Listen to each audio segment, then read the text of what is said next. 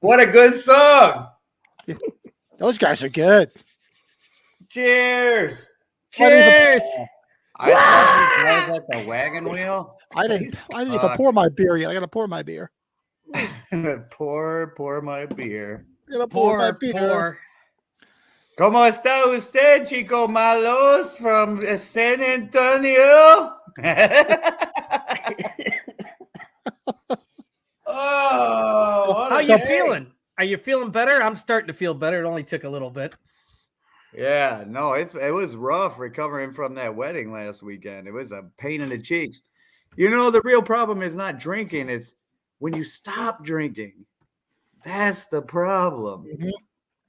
And it took 2 fucking days to recover. When the buzz is gone. Oh my God. What a pain in the cheeks. Oh man.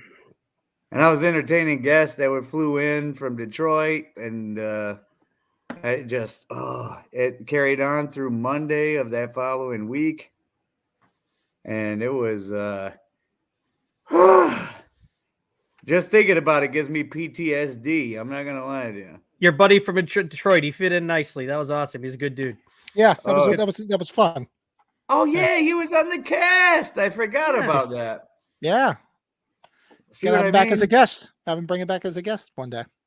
We'll do that. See what I mean? Don't even remember his ass being on the podcast. Oh my Lord, yeah. Yeah, I forgot about that. So I did that convention today. Mm-hmm. It was a Rob Zombie tribute convention. We had the great Lou Temple and Christina Klebe and Ginger Lynn. Oh, Ginger Lynn. Yes, sir. It was funny because I went up to her and I said, hey, I want a signature, but I want you to do it on a photograph that'll get me in trouble with the old lady. Because usually, just a little tidbit, gentlemen and ladies out there, some of them, they have their X-rated ones under the table with them. They just put them on display. Yeah. So, and then they were digging through and they showed me a couple, and she showed me this picture where she's in a bathtub and there's bubbles on her and this and that. And she said, I know it doesn't show anything, but what's cool about this is it was a photo shoot I did with Billy Idol. And we were so bored, I had him put the bubbles on me. I'm like, oh man. Wow. Nice. But that sounds like an interesting time. Yeah, but no, she uncovered a good one with a little tater tot action, so we're good. So one second. She was great. No, yeah. And then the great Tyler Main was there. And Walter, I forget his last name, Walter something, but Dr. Satan from House of a Thousand Corpses. Yeah, what the hell's that guy? Oh, yeah. Oh, shit. Phelan or something like that. It was like Walter Phelan? Isn't it something like that? I think that's his name. Yeah. I think it's Phelan, yeah. He was great, man. I ended up Dr. Satan! I ended up stepping outside to burn one real quick, and he was out there smoking, and we got into a 30-minute conversation about all kinds of shit. And to come to find out, he's a drummer, and he tours around in a little local band and does a bunch of gigs in Texas and this and that. Told me about his house he bought in Oregon. But I was telling him about the shop and how in the Hale shop next door to the horror shop, we got the music equipment set up. And he was talking about how cool it'd be to come there, do some signing and fucking play some drums and jam. So, and I asked him what kind of tunes he played. He said, man, I could play whatever you want. I was like, hell yeah, let's do some Motley Crue and some Kiss. That's my shit. That's whenever your jam. To a drummer, you have to say Motley Crue. But whenever you're wanting to jam with me, you got to say Kiss. But no, man, it was a trip. Got to meet a bunch of great people and got to give away one of the new Halloween 2 toys to this kid that it was kind of like pulling on the heartstrings because I was saving a mask for him. He's like an 8-year-old. and he comes into the shop all the time with his mother, and they literally, she tells me, the mom tells me, oh, his collection's going so well, and we wanted to tell you about it because you're the reason he started collecting. And I'm like, wow. Like, how cool is that? It starts tugging Holy on your cow. heartstrings. So it might have been the buzz. It might have been that we had a kick-ass week financially. I ordered like $5,000 worth of trick or treat shit and sold 80% of it in the past 2 days. Nice. Yeah, it went really well, which is good when there's no hail and you fix hail cars for a living. But Yeah. I ended up giving him a Halloween 2 figure, one of the new trick or treat ones, and they were floored. And I could have swore they almost started crying. It was awesome. And I love that shit because it's not about money most of the time. You guys know this. I mean, the life experience and, you know, the stories you could tell later and just your overall karma and your place in this earth is sometimes like way more, well, all the time, way more important than the money you get for what you do. So just not to get too philosophical, but hey. No, hey, why not? And everybody remember, I'm keeping track. We said when we reach shit, how many subscribers you have now? I said when we reach a certain point, you're gonna give away a mask, right? Yeah, plus something. Yeah, we're at 261. I think we had to hit 320 subs. And then So we've gotten what, 40? a little over 40. Yeah. I had a So- couple of people added at Days of the Dead this weekend, so it has changed since we talked. To add to it. All right, homie. So- Yes, it's Yeah. done up. So, well, just to let everybody know, if you subscribe to the channel, when we reach the 320 mark, what we're going to do is the great Michael Horan Pinball, Michael Strickland's going to give you guys we're going to pull a raffle out of the new names, and you will get a brand new Halloween Ends mask, and I'm sure Michael will put something else in there as well. Yeah, and that's something that'll be worth more than the Halloween Ends mask too. So be sure to sub to big this. surprise. Hit like and sub. Hit like and sub. Damn it! Don't cost nothing. We're probably going to have to do a second and third place too. Runners you up, want. yeah. It's up to you. Sure. I think. Yeah, just draw 3 names, and then at the end say the first name we draw will be the first place winner, and then second and third, and then we'll just do a 3, 2, 1, and we'll give away some prizes, which is what I love doing. I just And if noticed you your have- name. Giving it away. Yeah, and anybody watching this, you ever hear us talking that we're going to be at a show, please come up and say hello. It was quite unique here having that come up I had 2 people come up to me this past weekend at Days of the Dead. Yeah, So it was That's awesome. quite something. two cute You're girls. You're with that pinball guy. I had that What? happen with one of them. Yeah, I was dying. I was The dying. I was like, pinball oh, yeah, guy. the pinball guy. That's better than my old nickname before the podcast. Brett was all shy because it was 2 cute girls and they wanted him to sign their breasts. Oh yeah. Mm. I will gladly sign tater tots for anybody out there. I said motorboat first. That's all. That's all. So And I noticed your name there, Michael Tony Moran for president. I saw he was putting a bunch of stuff on his Instagram about Michael's Horn Pins. That's what people were telling me all weekend. They were coming up and saying, "Hey, we follow your this and that," and Tony Moran's been blowing you up. Yep, he put a bunch of stuff on Instagram. oh, I should check that out. I didn't get to look. Yeah, Oh, man. But check it I out. put up Tony Moran for president because I've started sympathizing for him big time with all the flack he's gotten from the things he said in the past and this and that. Because I went up and was talking to Christina Cleve from the Rob Zombie movie, and I told her, "Hey, here's the shop and this and that." She remembered me from a couple other conventions and this and that, and she asked how the shop was going. I said, "Here's some pictures. Check it out. It looks great." And actually, it was really wild last weekend. We had Tony Moran in there do a wedding, and she said, "Oh," and her face kind of drooped, and you're like, "What?" You know what I mean? And then I forgot that like the majority of the stuff he said was about fucking Tyler Maine. Right. Yeah, and so I was talking to her about that, and then I told her, I said, there's a fine line with actors. Like, I'm not gonna lie to you. The way I feel, if I was an actor it's a fine line between whether you're just doing something for attention or to get some get some attention for what you're doing, be like the shock value, or if you're doing it because you're legitimately that guy. And I told him, hey, he likes to drink.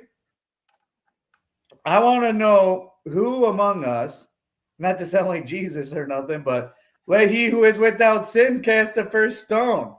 True. Yeah. Which one? How many of us have never gotten drunk and woke up the next day and gone, "Oh shit, I said that." It's just what happens when your drinking choice is Crown Royal. You gotta drink them beers. As long as you stick to beer, you're good. It happened on a live video with Pat just a month ago with me.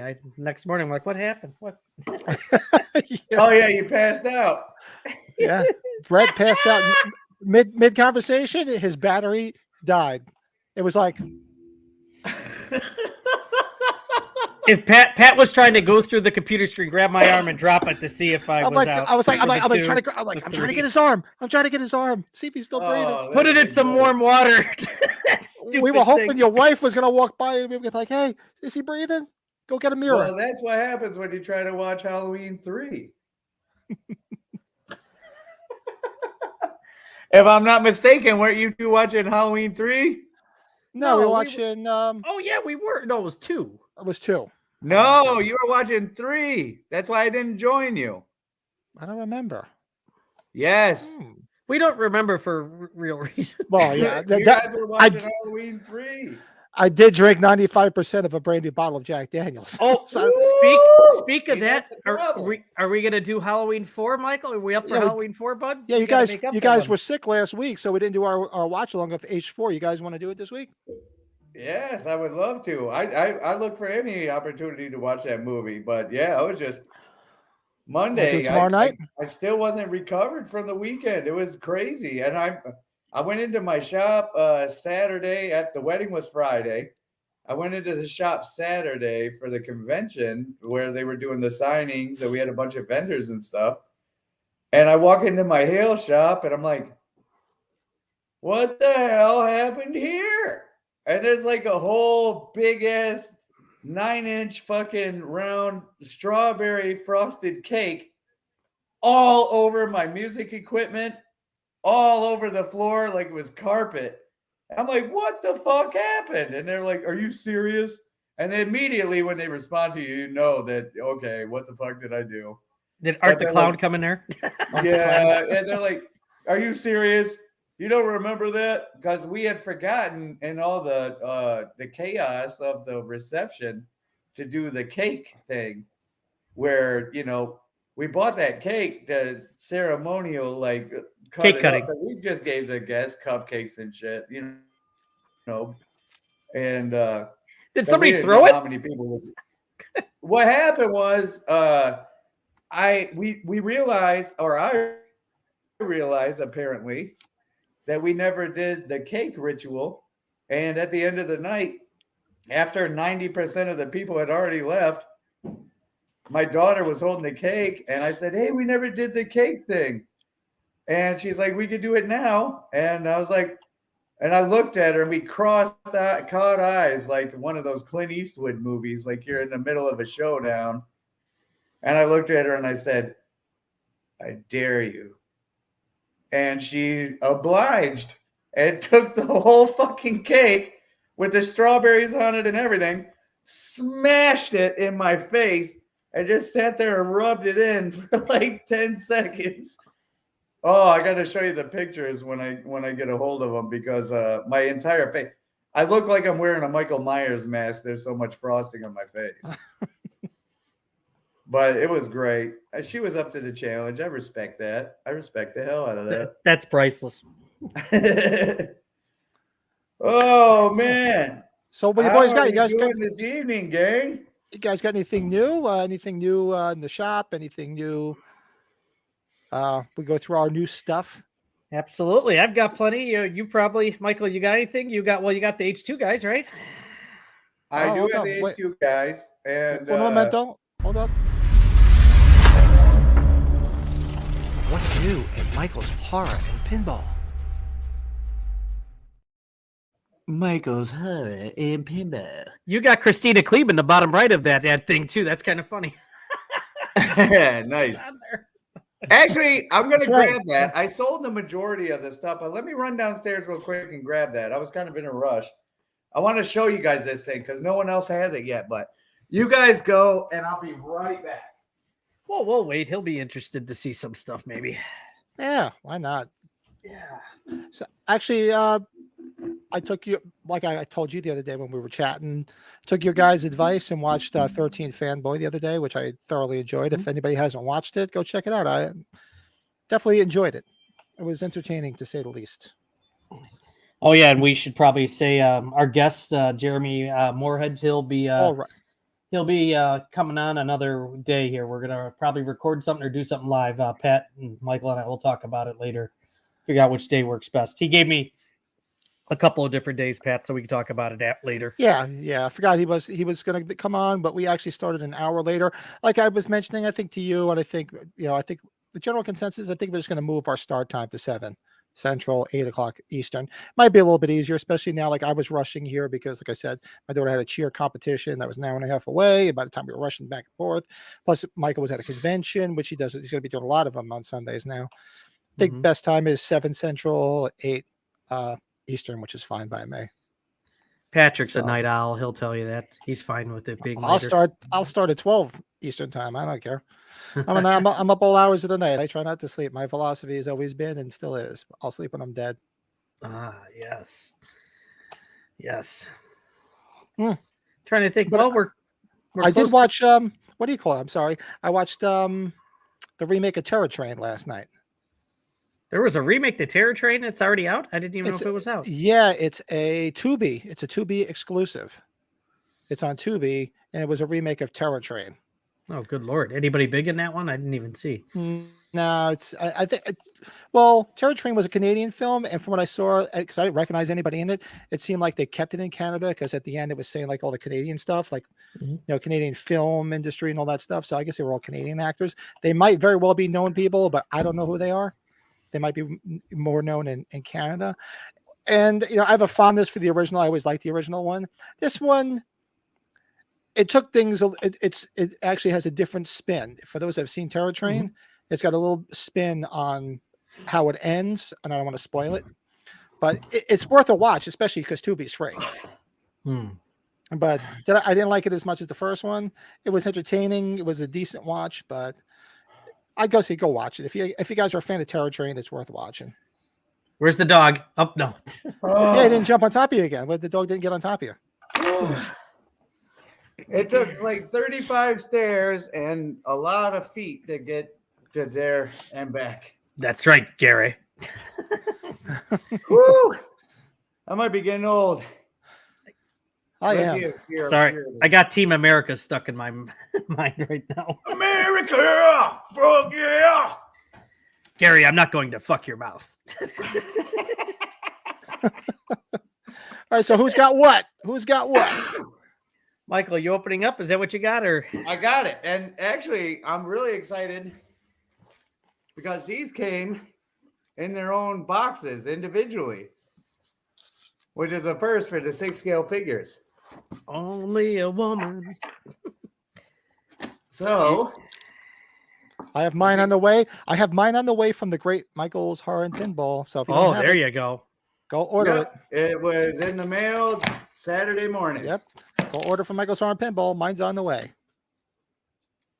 And you'll get it lightning fast too, because I pay that extra for the 2-day shipping. The 2-day priority, right? Yeah. That's right. All right, you ready?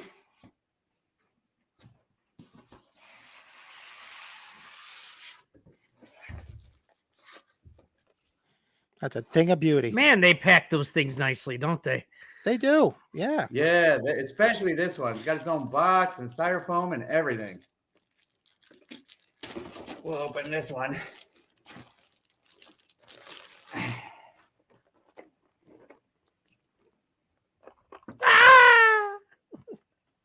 Man, I gotta get the glare. Hold on one second. Let me try to arrange this. Yeah, it's tough. It happens. Yeah, the glare thing always blows. Can't really tell with the plastic. It's hard to tell. Let's take this one out. Oh, look at that, an unboxing. An unboxing video. Yeah, we'll do an unboxing video right here. Impromptu unboxing. Unboxing with Michael's Horror and Pinball. I'll have to do an edited one. Unboxing with Michael's Horror and Pinball. All right. Such a thing of beauty. I got to And make this room thing for has this. So many additions to it. Get the little case off. You know, I saw a regular Tots one, Michael, like the regular 78 one. God, people are selling them for as low as $80. I saw at Days of the Dead. It's like, wow. You should have snagged them up. Those things sell for 120 on eBay still. They do? Oh, wow. Yeah, I saw two different people. Yeah. You're That was talking one of about the ones part that- one. The regular part one, not the bloody one. Yeah. I think, I bought both of the regular ones from you. Or both of the first ones. Look at them. Look at that. That is a thing of beauty. Michael. It is time, Michael. Does The he come with a lighting ain't yellow great. lighter? The lighting Yeah, is this is- not great, but Yeah, it doesn't come with a lighter like that. Oh, Loomis probably will because they're going to do a Loomis, I thought, right? Yeah. I think so. That looks. They do a great job. They really do. and this one comes with the H2 knife. Of course, the that's a Elrod, staple. the Elrod knife. Yeah. Check this out. Does that have a scalpel? Or syringe, right? Shh. There's a scalpel. Scalpel attached to a hand. Look at that. Yeah, that's ideal because if you just had the scalpel on someone, that would have been a pain in the ass. Yeah. That's a smart way to do it. These fat fingers, I'd never be able to pick the damn thing up. Oh, There's a Lord. syringe. There's a syringe. They got the syringe. And then Oh, there we The go. Mr. Garrett hammer. Mr. Garrett's hammer. yep, the hammer. And Damn then Get it. let's see here. Oh. Where did it roll? Remember in the off? TV version how he just kept blaming everything on drugs? Yeah. Sex It's and drugs. drugs or whatever. Yeah. Sex and drugs. Can't believe it. Drugs. Can't believe Yeah. it. It was drugs. I like the way he holds his the walkie-talkie. He just is. It's like he's drinking tea or something. Does it open up or light up? Ah! Look at that. That's detail. Attention to detail. That's a Yes. view, Clark. That's Hey, a beaut, Clark. great job. Comes with like 6 different hands too. Hands for every occasion. Ain't he beautiful? That's a beautiful thing. He's awesome. But the Can't wait to get mine. packaging, it looks amazing. And check out the back picture. Oh, nice. Isn't that cool? Solid. Yeah, they always do a great job. I was very surprised. I don't know anyone else that has this yet. No, I didn't even see any this weekend. Oh, you didn't see the No H2s. No. But they did an amazing job. I just wanted to show that off yeah. so everybody could Everybody- see that. And it turned out to be a nice unboxing video. Yeah. Very nice. And for those that don't have it, all the links to Michael's Horror and Pinball are in this description of this video. Hit them up if you want one. Yes, and I can give you a great deal. You'll end up paying less if you get it from me, and you'll get it faster too. Yeah. Tell them you watch the podcast and they'll make sure it comes fastly. Yeah, no, good point. Say you watch the podcast and get 10% off. There you go. Even Dude, better. that one looked awesome though. That's got to be one of the better ones they've made. Oh, they do a great job. They did a great job with all of these. Part 5 was great. Part 4 was great. These Actually, things all were of them. great. There hasn't been a bad one, really. Not really. No. Cool. Ooh. You want to show some Ooh, stuff there, and Brett? it comes with another head. It's Ah! always- The bloody. you can never complain about getting too much head. No. Never. Never. I went to Days of the Dead here in Chicago. I have a handful of things here. Oh, sweet. Ooh, look at this. Do tell, do tell. What was that? Sorry. Oh, I'm rubbing my hands together right now because I'm still cold for being outside because it is like 24 degrees here. I met Steven Dorff, so I got my Blade figure autographed by him. Cool dude. Real cool guy. Signed it in a red deco paint marker. He was quite a trip and a half to talk to. He had his big pack of Camels and had a Camel cigarette hat on too. Nice. I picked up a Halloween VHS I didn't have, a full frame restored. Oh, the full frame one, right? Yeah, don't have one of these. So, Do you have a lot of VHSs? Just the U.S. ones. I don't have any of the overseas ones. A lot of the U.S. ones, though. Yeah, If you're missing any, let me know. absolutely. That's when I get down there. That'll be the good way to discuss. Oh, here you go. Absolutely. This guy, I love this guy. I gotta promote him. He's called Bootleg as Fuck Toys. This guy, it's a hanger. He sells these. That's great. Fucking hilarious. So yeah, I should promote it here. Bootleg as Fuck Toys. His name is Josh Perlmuter. Real funny guy. But wait, turn around. Is the hanger white or is it brass? It's brass. It shouldn't be. It should be white. He should have both because if you remember when we watched the film, when they cut from one scene to Lori, she's holding a white hanger and undoing it. Then the next scene, she's got a brass colored one. A brass one. Oh yeah, that's definitely brass. And these things, he does a whole bunch of stuff. Like he does the lotion from Silence of the Lambs. These things are $10. Whoa, only That's $10? cool. Yeah. That's great. But here's this is a non-Halloween related one. I bought this for some of my coworkers at work. We always talk about Chris Elliott from Scary Movie 2 with his hand. Take my strong hand, child. Oh, that's great. Oh God, he does a lot of good stuff. There was a wood carving artist there. This is a wood made rabbit and red lounge sign. Made in wood. I thought that took some work. Yeah. It is red. You can't tell it as much, but yeah, that is pretty cool. Yeah. Wow. Like she made, I think I was telling Pat, she made like the Smiths Grove Sanitarium one from Universal is a wood carving one. Oh, a shameless plug from my channel. I just did a collectible spotlight on all the wood Halloween collectibles. I saw that. And I got another autograph on my house poster, Henry Manfredini. This guy, he knows how to does signatures. So with the music notes and all that. That's a great signature. Can you get that closer? Yeah. You put Ding Dong on there. Yeah. So, 4 signatures on there now. Steve Miner, William Cott, and George Wendt. George Wendt. Nice. Yeah. But he was there for all the Friday the 13th stuff. And God, I had one guy that had all the Friday the 13th posters right in front of me. He signed every single one. I was there for like 15 minutes watching this guy get them all signed.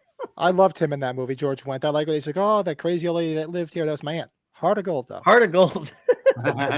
Just a deadpan Norm. Heart of gold, though. Now, are you trying to get anyone with the house sequels too on that poster, or just the original? No, just the original. You know what? I should jump on House 2. I haven't watched House 2 in a long time, but I remember liking it. Oh, it's great. With Laura Park Lincoln and Bill Maher is in that one too. Yeah, and Cliff's in there, right? Cliff. Yeah, they spun it. They went from Norm to Cliff. They went to Cliff, yeah. John Ratzenberger. John Ratzenberger, yep. Yeah, but we talked about the first one on the show here. I go watch the first one. That would be a fun watch along sometime, maybe during the holidays or something. That would be a good one. That's what I got, my friends. Good. Bravo, sir. Bravo Hall. What do I have? So this. What was that? Me? We're not worthy. We're scum. We're not worthy. We're scum. We suck. So these I picked up. Unfortunately, they didn't have my size, so I just got them for the collection. Speak for yourself. Some new slippers. Oh, look at you. Look at those are like the ultimate old man slippers right there. Look at those. Yeah, they things. are. Those are like moccasins almost. That's pretty much what I wear. Pretty much what I'm wearing now, like the old man slippers, and that's all I wear around the house. Are those Hot Topic ones? I bet These are the Hot Topic ones. Yeah, then they don't make them in my. I swear, socks having big feet, dude. I can never find socks. I can never find shit like this that fit. Yeah, because I told you to get those ones that I liked from Fun, and they didn't fit you. You said They too. still didn't fit. Nope. My son Wow. has my feet too, so he knows the pain. I got those. I got Halloween 2 playing cards. Oh, sweet. So those came in the other day. Did you And get with- one to open? No, I thought I ordered 2 because they were pre-order from a while ago, and I only Well, got that's one. The show's over, Michael. That's it. Thank you. Good night. Unreal. Yeah. Completely forgot. I do have. That's I have the Fontaine ones. I have those open. An open Hello, set. Miss Marina. Oh, hello. Hey, and Halloween 2 jigsaw puzzle. Whoa! Where'd you get Yep. that? I got mine through Target. So This where'd was you I get could find the link. I forget the name of the place that I got them from. That's why I Oh, got man. I got both of them. I got the cards and the puzzle from this place. I can send you the link. Yeah, Please Michael, do, I 'cause I need think a puzzle. Target might have been as cheap as getting it direct too. So just keep that in mind. Who was So just they saying have this them here? at Target. I hey, got man. mine from Target way back when, yeah, a couple months ago or a month ago. Or And whatever it was. I'll have a sort of unboxing. It's not a real unboxing. It's still in the package. So the other day, like about a week ago, I was farting around on eBay looking to see if there was anything cool, and this popped up. So I'm gonna open it up. It's a T-shirt from like some theater, I think in California, for the re-release of Halloween in 2018, and it was actually my size shirt, and it looked kind of cool. So this is what it looks, and I'll tell you, and it was cheap.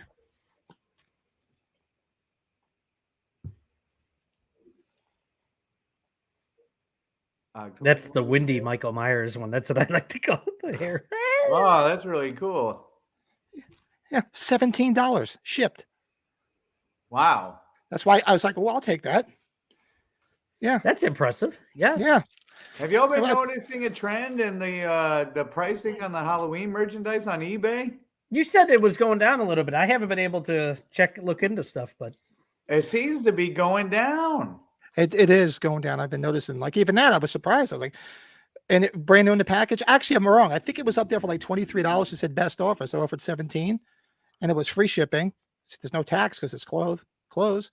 So they took it. They gave it to me for $17 shipped. I'm like, Deal. yeah. But that is my haul for this week. Bravo, sir. Bravo. Cheers, gang. Salud. With a great Get a fish this one. barcode. Mazel tov. Assalamu alaikum. All right, so we got some cool stuff planned out for tonight. We got Round 2. our top 5 comedians in horror who appeared, a comedian who appeared in a horror film. Look at Our top 5 slashers. That is going to be epic. I hope you guys really put some thought into this one because it turned out like it was a great idea when we talked about it, but when I was putting it together, I'm like, this is a big deal. I Yeah. felt like mine was a Whoa. Michael. It was a Michael's Horn Pin kiss his ass salute. No, just kidding. I'm just kidding. No, I think I'm gonna hit more with Michael on this one. I think for some strange reason, I think it's gonna go that route. And we're going to review Nightmare on Elm Street 4. The Dream Whoa, Master. time out. Oh, geez. Check your sources, but I just got a text that Jim Winburn just died. Oh, no. Oh. Look it up. Dylan, Oh, you son of a no. bitch. Hold on. Yeah, you're right. Yeah, Monster Mania just had something on here. Oh man. Yeah, that Dealing was with health rough. I issues. got word today too. I'm not a big Power Rangers fan, but did you guys hear that Jason John. David Frank committed suicide today? I needed to find my picture, Michael. That was the first person I took my son to meet, like at a convention ever. And Heartbreaking. yeah, my son's got a handful of the Power Ranger Funko Pop signed. Yeah, suicide. Can you believe that? No, I can't. You can never, and everybody's looking for closure. Then what happened and yak, but You never get closure from suicides, man. No, Oh, and man. I think we've discussed this before. I think a lot of people misunderstand. Like people, all money, fame, and everything. We won't ever really know what these people really go through or what's going on with them. And that guy looked always happy as hell. Looked like he was great. Shit, I had no idea something like this could happen. Right? And Oh, man, what confused me about him is he's a trained martial artist. Yeah. Like he keeps up with his training and everything. That's like discipline and all this. You don't really see that many. You don't lack confidence if you're doing stuff like that. In my, That's what I was looking for. Yeah. No way, Jim Winburn. He was just in San Antonio like last week. And Pat wanted to go see him if he was at Monster Mania. I was going to go to Monster Mania, but then he had canceled. I guarantee he probably canceled because he was probably ill. I better text Damn it. April. Well, I there goes that one. Yeah, I God bless. I did that picture with all the adult Michael Myers. He was in that picture at age 40. Oh man. Yeah, this could coming down. Yeah. Like I'm just looking through my Facebook feed as we're talking here. It's like it's popping up everywhere with the private signings, the convention people. Yeah, Oh it's my God.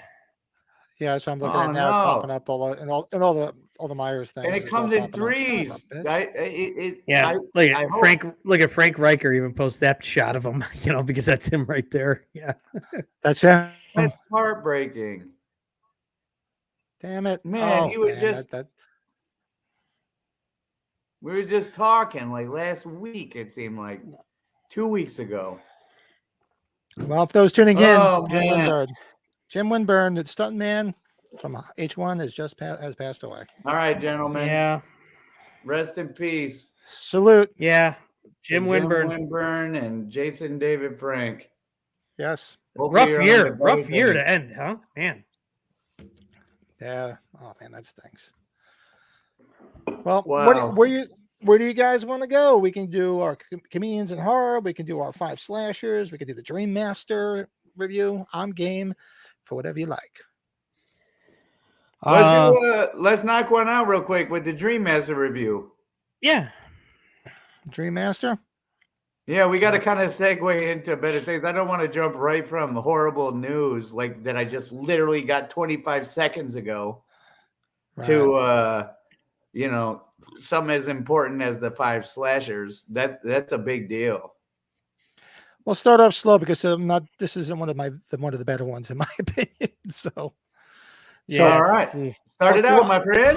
Do you know what terror is? Real terror. How long has it been since you've been on Elm Street? Welcome to a brand new nightmare. He is the first in fear, second to none. Don't let them put you to sleep. He has no mercy and no equal. Now no one sleeps. Get ready. This August, your wildest dreams will come true. A Nightmare on Elm Street Part 4. The Dream Master. The usual. My favorite. Eeny, meeny, miny.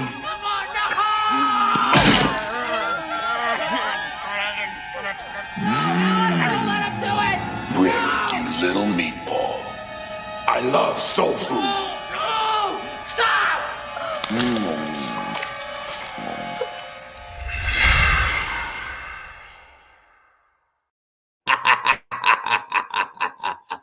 That's so awesome. I love soul food. Oh God. Oh.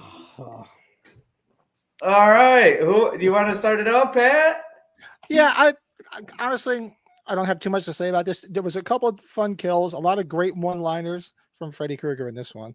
My favorite kill, hands down, is the or the best scene, which I'm sure you'll sympathize with the tots. You know, the waterbed kill. You see the girl, he sees the naked girl in his bed, Yes. Oh. and she got some nice tots. So that's probably my favorite one, simply for that reason. Very nice. But to me, this, you know, They had a coming up- rocking soundtrack. So that was Billy Idol too, wasn't Yeah. it? the soundtrack Yeah. was one of the highlights of it, but the rest of it, it's a forgettable movie. Coming off of Dream Warriors, it was a big letdown as far as I'm concerned. There was very forgettable Well, a lot of characters. things will be a letdown after Dream Warriors, of course. Yeah, but this is just one of the ones that to me was very forgettable. Like I was even going to go back and rewatch it, but I just didn't have the time to go back. It's very forgettable. I mean, the actors and actresses. You had the one guy who was basically like a clone of Johnny Depp, Mm-hmm. whose name The I don't Kung even Fu remember his guy? name. Yeah, the Kung Fu guy. And to me, it's got some great kills, some great one-liners. It's pretty much where the one-liners really, jumped the shark, so to speak. They started out in Dream Warriors, but they really jumped the shark in this movie. The whole thing. One best one-liner is when he dies in the thing. He's just like, "How is that for a wet dream?" So, to me, it was. To me, it's a forgettable movie. It's not that great as far as I'm concerned. It even like the whole storyline of like how they brought him back was kind of flimsy. So I would honestly give this. I'd give it a 5 out of That's 10. not terrible. No, it's not terrible. It's not one of those things I would be like, oh God, I could never watch that again. But to me, it's very forgettable. It's not. I mean, nothing really stands out. It really didn't. Give you a lot as far as I'm concerned. Like the actors and actresses, very forgettable. What do you guys think? Well, whoever wants to go. You want me to go, Michael? Or- Go for it, my friend. Well, 1988. This was the first one I saw in the theater. My brother was older than me. He took me to go see this one. It was a big letdown compared to the third one, but as years went on, I learned to like it. It is probably because Rennie Harlan directed it, and Rennie Harlan directed probably one of my favorite action movies in Cliffhanger. That's probably where part of that comes into play. He's done some other stuff like Cutthroat Island, which sucked, but I always think of Rennie Harlan for Cliffhanger the most. But they see that he did that movie, but he did Nightmare on Elm Street 4. It's like, ooh. That was a quick review of Cutthroat Island there. Sorry, yeah. The positive things, I like Lisa Wilcox as the female. I thought Love Lisa Wilcox. And she's great to meet in person at a convention too. If anybody, has the chance to meet her, definitely meet her. She's really cool. The guy that plays her dad, that guy's a goofball, right? Yes. In his face at the dinner table. Just go back and watch that. Oh my God, he's such a goof. If you're researching this a little bit, Robert Englund, this is his favorite sequel. Is it really? He's noted to say it multiple times. This is his favorite sequel he did out of the whole series.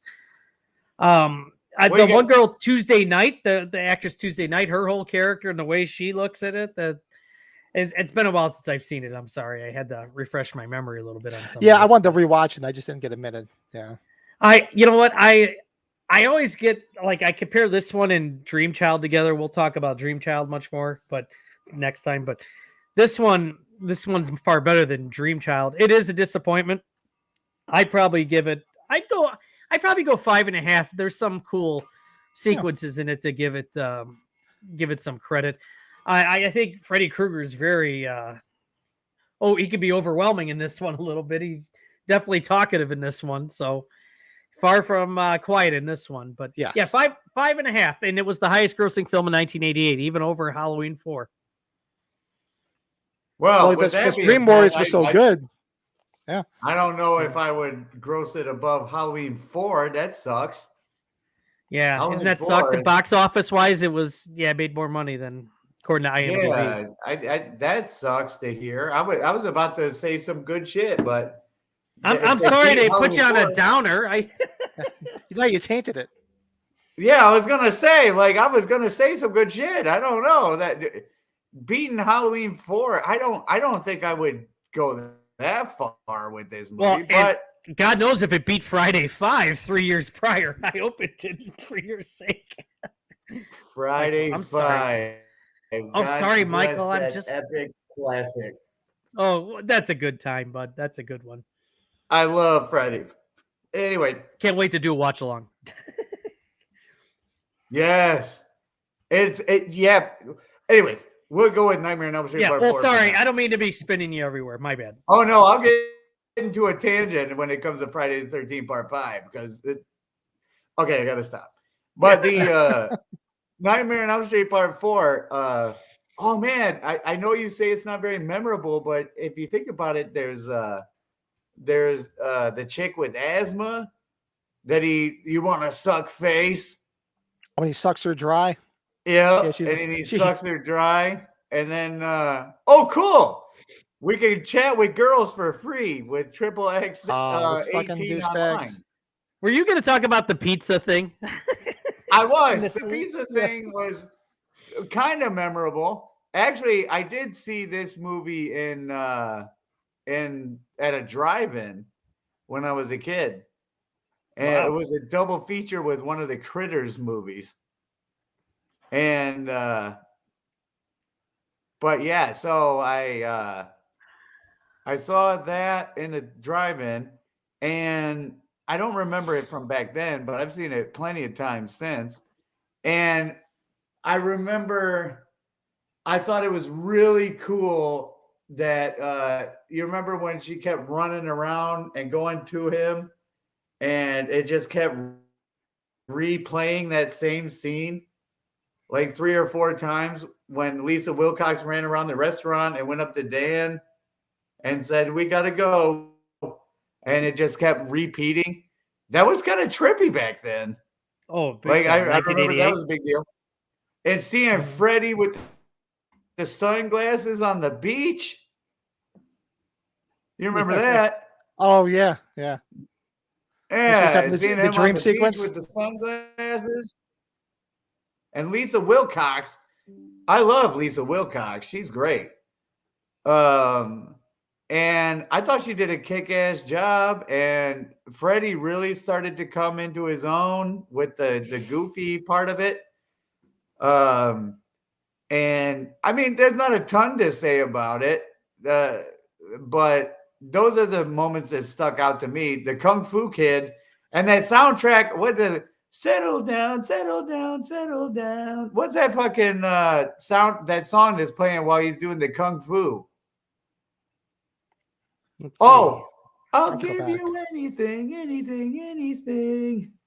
Oh man, I forget the name of the song. Anything by Dramarama? Dramarama. Oh god. Yes, that's a cool song. It's a band I haven't heard of probably since the 80s. Actually, it's so good. Fucking Buck Cherry covered that song. Did they really? Really? You remember Buck Cherry? I love Buckcherry. I didn't know that. Yeah, they covered that song. Huh. It's really cool. But yeah, with that being said, I rated it a little higher than you guys. I would give it a 6. Okay. Because it's a childhood like joy for me, and it's not one that you jump to right away. It's kind of like when you get in the mood to watch a Nightmare on Elm Street movie, it's almost like my rationale goes Sorry. exactly. But my rationale goes, am I in the mood for like the best one with part 3, or the most like real awesome one with part 1, or am I feeling like goofy and I want to watch Freddy's Dead? Those are kind of like my go-tos when I get in the mood to watch for Nightmare on Elm Street. But Really? Part Freddy's 4. dead? Wow. Okay. that's a fun movie. There are those movies that you have that guilty pleasure. Yes. Like, Oh, I there might have absolutely is. I might have rated this a little bit higher had I rewatched it because I'm serious. probably haven't watched this movie in over 10 years. It's I was going better than the strictly next by couple, memory. just my opinion. But yeah. Yeah. The next couple are. There's nothing wrong with a 5, a 5.5, and a 6. That's not bad. That doesn't qualify a bad movie. Well, and Michael, you got to we all keep in mind at this era, this is when a movie was coming out every year between him and Jason. They were Yeah. coming out like They were duking it nonstop out every year with new movies. Yep. for a good And I few wish years. they would keep doing that. I don't care how bad they are. Just keep doing it. You find stuff to like somewhere in each film. It's like even I Sure. said that about the Halloween films all the time. Yeah. So Shit. Let me grab my charger real quick. Damn it. I'm so sorry. Fire. You're gonna just make noise. I don't want to die on you. I want to turn on that song again now. Yeah, I actually. Yep. Yeah. Yeah, I wish you know what? That's probably what I should have did last night was rewatch that instead of watching Terror Train. But actually, I watched two things last night because you know what is I'm with the days when it's getting darker earlier. I keep thinking it's later than it is, and my wife was doing some work, so I was like, let me go sit on the couch and watch TV. Mm-hmm. And I watched the George Romero documentary, you know, like Making the Living Dead or something like that. Oh, the Living Dead one. I have the Creep Yeah. Show one. I still got to watch, but okay. That was really good. I enjoyed that. Then after that is when I saw on Tubi they had the remake of Terror Train, and I had heard about it. I'm like, you know what? I'm sure it's not as good as the original. And I watched it, and like I said, it's an okay watch, but I don't think there's much of a rewatch factor to it. But it was fun to watch. I'll give it a shot though. I didn't realize it had come out on Tubi. Yeah, and it's on Tubi, so it's free. It's not like if you're gonna pay for it anyway. Yeah, you got to endure a couple of commercials, but it's still free. Oh, did I tell you I won Halloween Ends like the final poster, and the guy that shipped it's accidentally shipped me a Black Adam poster. Really He's like, keep that one. I'll send you another one. nice. I'm like, okay. So Hey, what's up, Dave? I don't think I've seen part 4 since the theater. Like, I honestly, it's got to be 10 years, easy 10 years since I've watched it. Maybe even longer. To be honest with you. it's probably been close to 15 for me. I wanted to look up what Reddy Harlan's done a lot of stuff. He did that movie Driven. Remember that car racing one? That was the other Yes. Stallone one. Yeah, Cliffhanger's a great movie though. Fun, just fun. Watched it in a minute.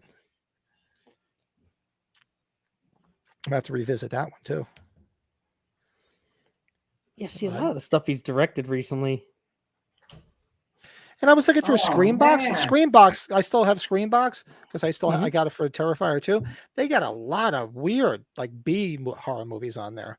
That some of them I got to start really digging into that. Oh, he did Die Hard 2. How could you forget that? And that was right after this. He did Die Hard too. The second Die Hard, he did Adventures of Ford Fairlane with the Dice Man. That's a great Dice. movie. That's a funny movie. Oh, you did a lot more than I thought. I forgot about those two. I knew I was forgetting something. Long Kiss Goodnight with Samuel Jackson. That's not a bad movie. Mm-hmm. Oh, the Big shark movie. Dave! Deep Blue Sea. Remember that movie with LL Cool J? Oh, God. Oh, Nobody Mindhunter. remembers that. Hello, Cool J doesn't remember that. Samuel Jackson does, where he gets popped. The shark rips him off the ground. Guys, I gotta tell you, I was kind of like choked up. I went downstairs and I asked April if she caught my text because we were just talking to Jim Winburn a couple weeks ago. And I was talking to her. I got kind of choked up. I'm not gonna lie. You were talking Yeah. to him a couple weeks ago? Yeah. Yeah, he was in San Antonio at the Kings and Queens of Horror event. That had to have been maybe his last show. It might have been his last one because he didn't go to Monster Mania. He canceled. Then it was his last one. Yeah, what was he? He had to have been in his late 80s, right? He was had up to. there. Yeah, he had to be in his late 80s. It doesn't say on. He seemed to be the same guy that I met at the Age 40 convention. He didn't seem any different to me. But yeah, that's heartbreaking.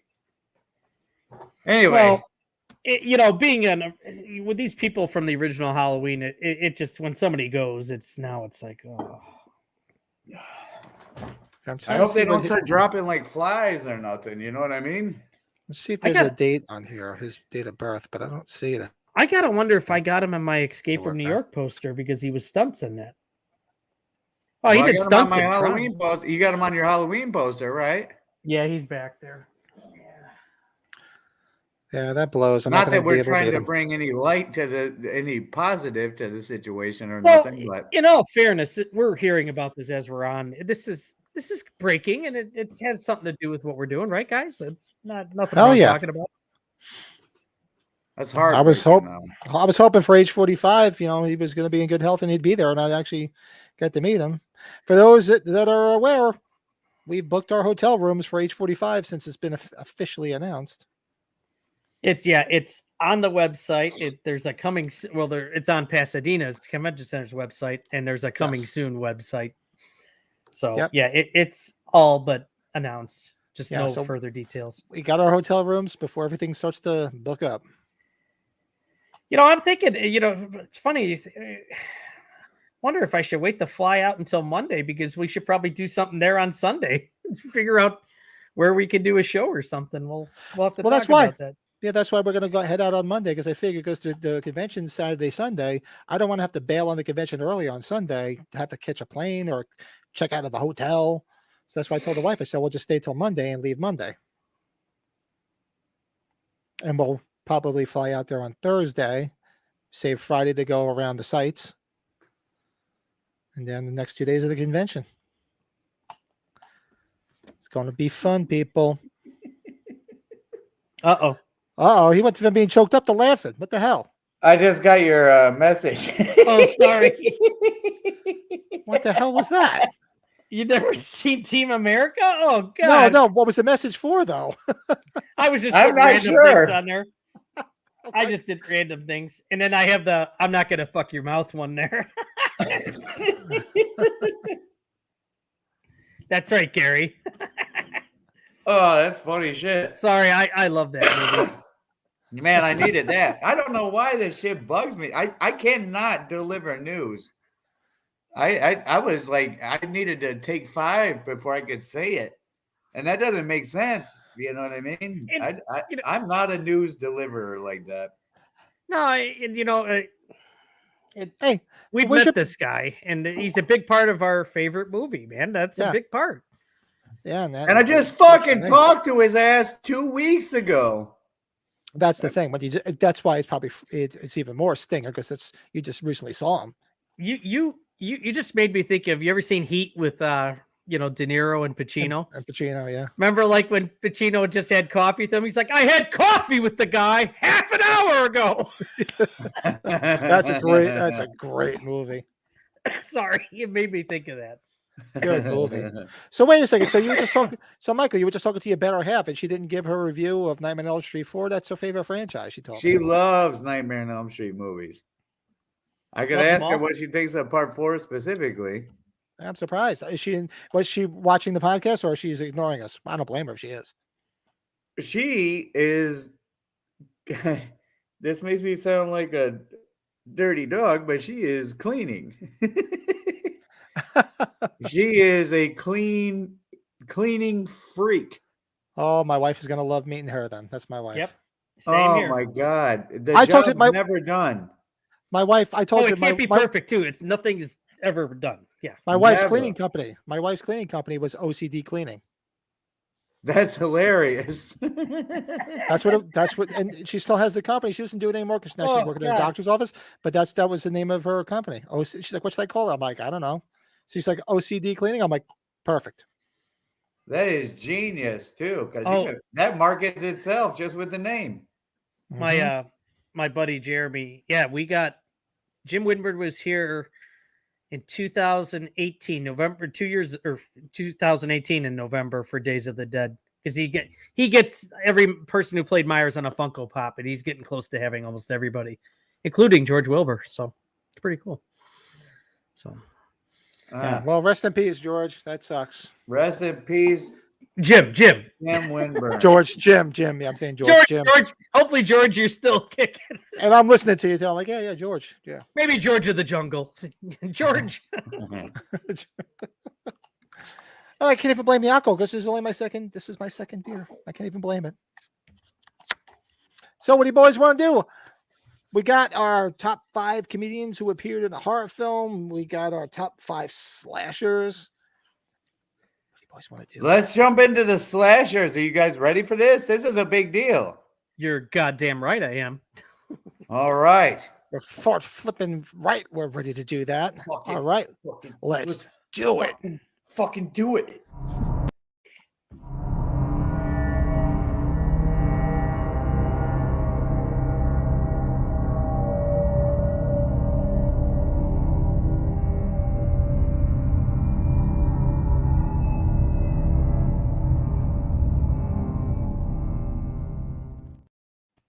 Yes. Did I do this wrong? Even though it's kind of altered, it's not by the performances. We're doing it by slashers in order, then, right? Okay. Mm. Yeah, we're just doing by just whatever slashers, top to bottom. I mean, Okay. people might. Bottom to top. you mean. Yes. Well, let's do Five bottom. to one. Bottom to the top, top to bottom, however you like it, baby. Five to one, baby. Depends One on and if five. depends on if you're a top or a bottom. Oh, Oh. No matter what, sloppy seconds. Anyways, I'm sorry. Anyways. I am Okay. interested to hear where everybody's head is at on this one for sure. Yes, indeed. who wants to go first? I'm typing. Sorry. I can go. Number 5. Number 5, Jason Voorhees for me. Who's the actor? Kane Hodder, Friday the 13th, Part 7. Specific. Bravo. Oh, you guys got specific. Oh, I just did. See, a that's general what one. see, that's why I was kind You of. just said what? Like a general, like the What? slasher from the specific franchise. I or thought we were movie. talking about the actor that we talked last week. I thought it was about the Yeah, I actor did the playing each one. actor. Oh, I could do that though. I could easily. While Well, guys you are could going- just break it apart that way too. That's Easily. why I said that. Yeah. exactly very easy. I could do that, so don't worry about it. So yeah, I Oh, did what's Friday the the 13th, actor Part for 7, sure? Kane Hodder. So we'll go clockwise on the screen because it'll give me a minute to see what I did here. Yeah, I Okay. just Jason getting his ass number kicked five. and a stuntman like that. And that was his first time playing him too, and he did a hell of a job. So Friday 13th, Part 7, Kane Hodder, Jason. Very nice. Mine, number 5 was the great late Gunnar Hansen, the original Texas Chainsaw Massacre. And it feels weird giving him a number 5, but this is a good list. Yeah, this is a good list. And I guess I'm just going to pick the movies that I picked these guys. Well, basically, what I did was I did 5 to 1 of the slashers, but I can easily just pick the movie of which person I liked. And number 5 is real easy because there's only one person that played the part, and it's very relatively new, and it just made my top 5 list. And that's David Howard Thornton, Terrifier 2. That's good. Yeah. Bravo. That's my favorite movie of the year Bravo. so far, man. I love that movie. And he was perfect. I mean, he was great in the first one, but he took it to another level in part 2. Absolutely. Sure did, man. My number 4 is probably why we're discussing this, because he was one of the earlier ones. Nothing like Norman Bates / Mother, Anthony Perkins in the original Psycho. I Hands forgot down. not to have that one yet. Perkins. Yeah. That he's probably one of the reasons that movie and that character is probably the reason why we're all Sitting here here. discussing this stuff. Yeah. Absolutely. Actually, wait, hold on. Dave Alberson throwing his in there. Freddie, Leatherface, Art. Oh, see, he's got Art on there too, man. I'm telling you, Art's going to be on a lot of people's lists going forward. Yeah, absolutely. Jason and Michael Myers. Very cool. My number 4 was your number 5, the great Kane Hodder. How do you beat that? I mean, just looking at the guy's shape, even when you meet him with no makeup on, no clothes on like that. Well, not no clothes on, but Oh, so what movie were you watching? I need to know what that is. Please do tell. I didn't see that one. you just look at him in real life and you're like, holy shit, he's shaped exactly like that. He has his own unique shape. He was made for Jason because that man has no neck. It's perfect. He goes right from shoulders to head. He's got no neck. Perfect. And with his shoulders, with the longer upper body, like Kane Hodder all day long. And he's like he's like the guy for Jason. Yeah. I would like to see a fantasy tag team match with Halloween 4, George Wilbur, and Friday the 13th, 7 or 8, Jason against Jason Goes to Hell. Battle of the No Necks. And that Halloween 6, Michael. He had like the fat Jason and the fat Michael against the skinny ones. There'll be a big sign on the wall. Don't get me wrong. It'll be a Actually, circle. in with a all picture of a fairness, neck saying Kane- no necks allowed. Kane Hodder had padding. I know. I don't think he was literally that. He's always been in great shape. I think if I remember right, Jason Goes to Hell, isn't he wearing like a ton of padding in that when he was Kane Hodder, you gotta give him credit in this list because we just ranked the Friday the 13th, and the Friday the 13th movies he did were the worst ones. This is true. Yeah, the But ones That he was did wild. were the worst movies. Yeah, I don't think And anybody I had would them have in their never top thought five. of that until we did that list and we sat down and put them in order and ranked them. I'm like sitting here going, what the hell? Kane Hodder is fucking Jason Voorhees, but his movies are the worst fucking ones. And Michael, Sure. maybe you could probably Oh, he was in understand that. Hatchet too. He was Oh, good in yeah. Hatchet. I forgot about that. Yep. He was probably one of my first horror related people I met at a convention. So he will always stick out to me. I couldn't wait to get my Jason. I had Jason Takes Manhattan poster, the Welcome to New York one. That's what I had him autographed. Too cool. It was fun. And actually, I think you left the room because you were going to get something. And I was telling Brett, I finally watched that 13 Fanboy the other night. Yeah. Yes. And- It's way better than you thought, right? I thoroughly enjoyed that. If people haven't watched it, go watch it. And the great Kane Hodder was in that. He was awesome in it. He did a great job. That movie was such a surprise. It's a That movie- sleeper. It really is. I mean, I thought it was going to be like a cheesy fan made film, but not at all. That's a great movie. And It's the twist. made by our hero, And I will. Debbie Sue, the great Deborah the great Voorhees. Deborah Voorhees. But I don't want to do any spoilers for those that haven't watched it. But I thought that was a great twist ending. Watch that movie. That was a great twist ending. You didn't see it coming. I was like, wow, that was Nope. pretty damn good. And all the actors and actresses in it. And it was great that what was it? Kim Darby, not Kim Darby. Why am I drawing a blank on her? The main character, the woman. It's not Kim Darby. The main The woman who it was basically her through the whole movie with her Kara Strode? Yes. No, Deborah Strode from Rob Zombie's Halloween. She played the main part. And why am I drawing a complete blank? Scott Taylor Compton? No. Oh shit. Yeah, I know. I'm drawing a blank. It's not Kim. I keep thinking Kim Darby, but that's not. That's the mom from part 6. No shit. Dee Dee Wallace. Wallace. I love that Dee Wallace's husband was Ron Sloan. Oh, Ron the ET Sloan, mom. the great Ron Sloan. That was great. I was like, oh my God, that's her husband's freaking Ron Sloan. Yeah, Yes, great Dee movie. Wallace. Those Thank have, you, Philip. yeah, if you haven't seen 13 Fanboy, everybody go out there. Yep, Philip. Yep, he threw it in there. Thank you. Yeah, great movie. A lot of fun in it. It was on free on Tubi. I think it was on Tubi. Tubi. What, did we lose his ass? What did he do? Where did he go? We lost Tony Moran for president. So you're playing it back. I just heard that. That was funny. All right. So, while we're waiting for Michael or Tony, Where are we Moran, at? Was that yours? That was your last one? No, I didn't get there. He was because he was talking about Kane Hodder, and that's when I figured I'd give my little review of 13 Fanboy. But my number 4, like I said, I originally just did the specific slasher, but I could easily pick a movie very easily. So my number 4 is Leatherface, easily the original Texas Chainsaw Massacre. Although he was great, I forget who played him in the remake, but the remake I thought was fantastic. But I'm a nostalgia guy, and the first Texas Chainsaw Massacre, easily Gunnar Hansen. Yeah, Gunnar Hansen. Yeah, that's a good one, man. Oh, we lost him completely. He went bye-bye. Yeah, he's coming. He's back in right now. All right. Sorry, I plugged my computer in and it said it's not plugged in for some fucking reason. And he And still your shit hat the bed. went.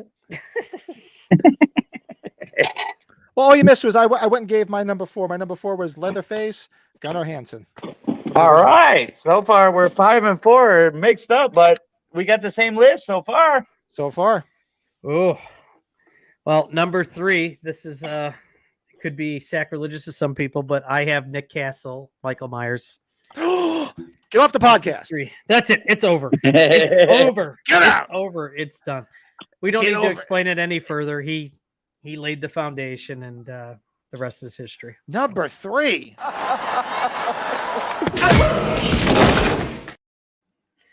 He's kicking the shit out of me. I personally put Mr. Jim Courtney, Michael Myers from 2018. Number 3. Wow. Look at that. Look Yeah. at you. Look at you. And here's my rationale, right? I wanted to put Nick Castle there, but I thought he did some cool shit, and he's the icon, no doubt, no doubt. The goat. But Nope. at the same time, imagine the pressure you're under if you're Jim Courtney and you have to like appease the people who are judging you to be like Nick Castle. And he just, when I've told this story many times, but at age 40, when I hadn't seen the 2018 movie yet, but I met James Jude Courtney, and when he stood up, I looked at April, I'm like, April, that motherfucker is shaped like Michael Myers. Oh, he was born to play. They cast him perfectly. It was fucking fate. And he's the perfect shape for it and everything. And so I wanted to give it to Nick Castle, but I give it to Jim Courtney because he had shoes to fill, and and the job he did, the great job he did, and the pressure he must have been under to fucking perform, especially considering, you remember when Jamie Lee Curtis and everybody was talking about the 2018 movie coming out. They made it seem like Nick Castle was Michael Myers. Yeah, they didn't tell you that he was only gonna do it like a cameo still. For 3 seconds, yeah. Like, they made a big deal about how, and I get it, because they said that the only longer running character playing, or actor playing a certain character was Star Wars, right? It was probably Harrison Ford, probably, or Mark Hamill. Yeah, I think it was Mark Hamill. Or I don't know. I've never seen any of the Star Wars movies, but yeah, he so I get the marketing behind it, but yeah, no, it was Jim Courtney that made that movie, and 2018 is a fantastic movie. He unfortunately also did Halloween Ends, and to a lesser degree, Halloween Kills. But he wasn't the problem with that stuff, though, Michael. Come on, he was. He is not the problem with not the those problem movies. in any of those movies. Is not him. That's and they cast him for his age too. That's what everybody said. It's the age Michael Myers would be. We would all be so lucky to be 60-something years old and be able to do what he's doing with those movies. I'm 50. Ain't no way fucking hell I'm doing that shit. Not today, let alone in 12 years. No, hell no. That's what I'm saying. So bravo, the great James Jude Courtney, number 3. Even though you hated my apple donut beer, that's okay. Yeah. So did you hear back from Sean? Is he ever going to put that back up? He didn't respond. I think he probably didn't want to tell me over a direct message. It's fine. Yeah, because but at least he told me, he gave me a heads up that it was going to be on. Respond to what? I gave, when I was at Horror Hound in September, because I've been giving them beers that they've been having on their podcast.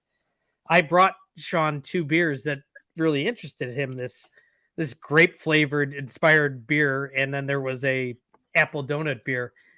And he had James Jude Courtney, Nick Castle, and Christopher Nelson all try them. Oh, and the guy from Reanimator. What's that guy's name? The main guy. Oh God. Why am I? Hold on, I'm gonna look. He was the other one trying the beers. Oh, and James Jude Courtney's fiance, who's like, well, I should say half of his age, but she's cool. She's nice. She's always been with him.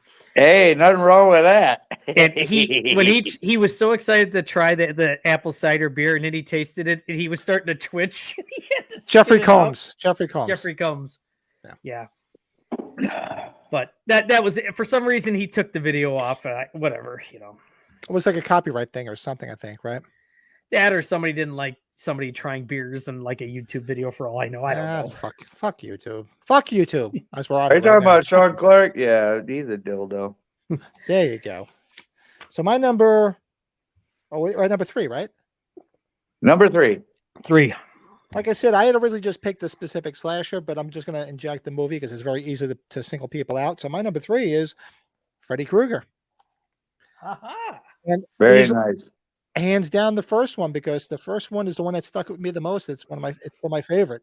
You know, Dream Warriors is right there. I'm not going to lie, but the first one, I remember when it first came out, and I didn't see the first one in the theater. I can say that for sure because I remember there was a buzz about it, and it came out on VHS, and me and my friends all rented it, and we watched it, and we were like, "Wow, this is fucking great." So specifically the first one, I think that was the best. Before, because he got too hokey after that, you know. The hokey didn't bother me as much for whatever reason with the films. I think it was just the quality Here of and the movies. there, but later, it was really saturated with the one-liners and the hokiness. It was a little bit too much, you know. It took away from because in the first one he was sort of almost like Myers. He was sort of in the shadows. He was sort of like You suspended. didn't see hiding. good. You didn't You get didn't good looks. see everything, so you were like, "Wow, this is fucking cool. I want to see what he's gonna do." Then the rest is just out in the open. It's everywhere, one-liners, and you know, just. The I first didn't one. have a problem with that personally. It might be because I was a kid, but I love that aspect of Freddy, that he was so animated and he became like a superhero like slasher to me. But it became a little bit of a comedy because you get waiting to hear the stupid one-liners. I mean, could you imagine if like Michael had one-liners or did something stupid like a curly shuffle like the Three Stooges? I gotta tell you, It would kill it. It would kill it. you know, when we get to New Nightmare, that's where I'll really love to hear you guys' opinions, because New Nightmare is I shouldn't say a guilty pleasure, but it's something that I like and like more and more. Every time I do see it. like But that one, and obviously we'll get talk there, but about it. I do like it. Yep. Did So you that's why- see that Miko Hughes is in the middle of doing a what's that app? Oh shit. It's not Kickstarter, it's the other one. Oh, but he's trying to get funding for it. Yes, and not actually Kickstarter. It's the other one. What the hell is it called? for like $250, they got like this awesome replica of Rex, the stuffed animal, and the T-Rex that has the claws in it. That's right. Yeah. Yeah, and it's only like $250, and I think it's totally worth it. I was actually thinking about doing it. I should look that up. Okay, I can just find Miko Hughes probably on social media and it'll probably. Oh, link it's to it somewhere. Let's GoFundMe. Oh, GoFundMe. No, GoFundMe. it's a different one. I'd have to ask what it is. Indiegogo. I'm not sure. Yeah, Indiegogo I think seems to be the one where people do movies from. Indiegogo. That sounds right. That sounds right. Yeah, that's usually be the ones where people are crowdfunding for like to make a movie, like a fan film or something like that. It's usually Indiegogo. Yeah, I think that's it. But definitely worth looking up. I looked at the list because I've missed so many Kickstarter, like with the Friday the 13th game. I would have totally donated the thousands to be a character on the game. Like that was an option when they were making that. And I missed really? the opportunity. So I saw this one and I'm like, I'm looking through it and they don't have next to nothing for like big spending or nothing like that. The biggest thing they had was for $500, you'll get a replica Freddy glove from New Nightmare. Oh, that's where it's like the more white in there, I think, right? Is what that Yeah. glove is. Have you guys ever donated to any of those? Any of the No. fan films or any of the stuff? I donate to the fucking cause of my bank account sometime, most of the time. You know, Only I one- did. Did you do one? Did you do one, Brett? I did one for a product. I should tell you about this, and it wasn't bad. It just tasted different. There was somebody that made ketchup slices that looked like cheese. It was dried ketchup. Really? And you got a pack of these things. And I shit you not. What you got to do if you want it to taste really well is you got to put it on a hot burger. So you put it on the burger like with the cheese at the same time. No joke. Got it off. It's just a different texture, but it's ketchup. Yeah, it was. That's yeah, funny as hell. it was Holy called shit. ketchup slices. Yeah. I should fucking find that for you, but that was. I was like, I'll stick to the bottle instead. You know. I was the only one I came close to donating to was I don't know if you guys watch Dave McRae. Yeah. Oh, his film movie? The one It's Me, Billy, but just simply because he was making a fan film which was to be a sequel to the original Black Christmas, and the original Black Christmas is one of my favorite movies of all time. Mm-hmm. So, and I kept saying I was going to do it, and I never got around to it, but that was the one I had to come this close to, just because I do watch his channel a lot and I'm a big fan, and the eventual fan film he did put out was really, really good. So I didn't want anybody to think I was joking. There it is, the slice of sauce. the slice of sauce. That's great. It was fucking unreal, man. It took like I totally forgot what came in the mail. It took like a year and a half. All of a sudden, I'm like, oh, wonder if this is worth trying. Melts in your mouth. God bless. It was $15. Oh, that's great. I don't even know if it's still being processed. Anyways, I'll look it up after we're done. Yeah, actually, Dave, Terrifier 2 was. I don't think the entirety of Terrifier 2 was crowdfunded. A portion of it was. I think the rest of it was put up by Bloody Disgusting, if I'm not mistaken. This is the best article. Someone invented sliced ketchup and the internet is seriously confused.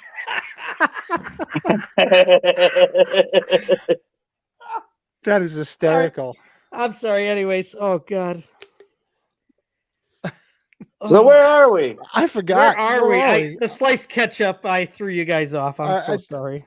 I left off at my number 3. Did you guys give your number 2s? I haven't given a number 2. No number 2s on the camera. Anybody do number 2? Nope.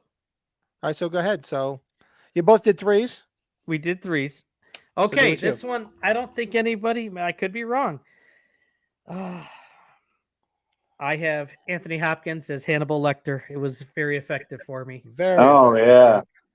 When he first appears on screen in Silence of the Lambs, his eyes, he's just creepy as fuck. He's not exactly a slasher, quote unquote. I guess when he breaks out, he was, and maybe with the prequel stuff, you could consider him a slasher, but that performance is no other. And he deserved all the accolades he got and all the money he made off of that role. So, yeah, Hannibal Lecter, man. I'm not gonna lie to you. If it's that I didn't think of him in a slasher vein. Right. I was like, if I would, because be honest with you, like you'll hear my rationale here pretty soon, but that dude made that character, just like Kane Hodder kind of took Jason, made it his own. That made the character, and I would have totally. He would have been top 3 on my list by a long shot if I thought of it as a slasher. Yeah, I know it's kind of a question mark when I'm like, you know what? I've seen him in a lot of this category stuff. So yeah, he is in the categories. They do lump him into the categories a lot. So yeah, I could see that. My number 2, though, and it's already been said, the great David Howard Thornton, Art the Clown. Mm-hmm. I honestly think that the Terrifier 2 is going to be a bigger deal than we think it is. Oh, it so is. I honestly, hands down. I mean, I watched a lot of movies this year. Hands down, my favorite movie of the year. And he made it his own. You know, It's not like copying Nick Castle or, mimicking your own version of Jason. Like, that's his character, and he created that from the ground up. And in theory, there was a guy that did Art the Clown before him, but he did it. He's done it better. I forget who the guy was who did the All Hallows Eve. I don't remember who it was. That was different. It's a different character. Yeah, that was not Art the Clown as we know it. That was like that was Art the Clown, but it eventually he developed it into something different, obviously. But that was Art the Clown. And David Howard Thornton as a human being is like the greatest guy. After the first movie came out, I ended up in a bunch of conversations with him, and he'll write you back on Instagram, and he'll follow your stuff. And I watched an interview with him where he talked about Groucho Marx movies being a big deal, and how he likes Groucho Marx, and he does all these cartoon impressions and stuff like that. So I started messaging him on Instagram This was probably like a year and a half, 2 years ago. And I would tell him like, "Hey, this is my favorite Groucho Marx movie was Animal Crackers. What's yours?" And he responds, "Mine's Duck Soup." And then I would periodically just every now and again, like throw him a Groucho Marx line and he would do another one back at me. And it was like the coolest shit. And then of course, when I met him in real life, I told my daughter, I was like, "Hey, you should hear his fucking Bugs Bunny impression." And he just jumped right into it. And he does a great Bugs Bunny impression, believe it or not. If you get a chance, look up David Howard Thornton's cartoon impressions. And he's got it on there. Yes, he does. You'll find that shit on YouTube. He does an amazing job. But it's just, he is like and when I was talking to him, he was telling me he was still a server at a restaurant. He had another job, right? He I was had the same story talking to him. Yeah. He was a server at a restaurant. He would go to these conventions and take the time off of like his job serving tables to go do that. And you're sitting there thinking, if any motherfucker on this planet deserves like this great stardom, it would be this guy. He's got all these hidden talents. He's like the recipe for a fucking great celebrity. And then all of a sudden Terrifier 2 came out and it's huge.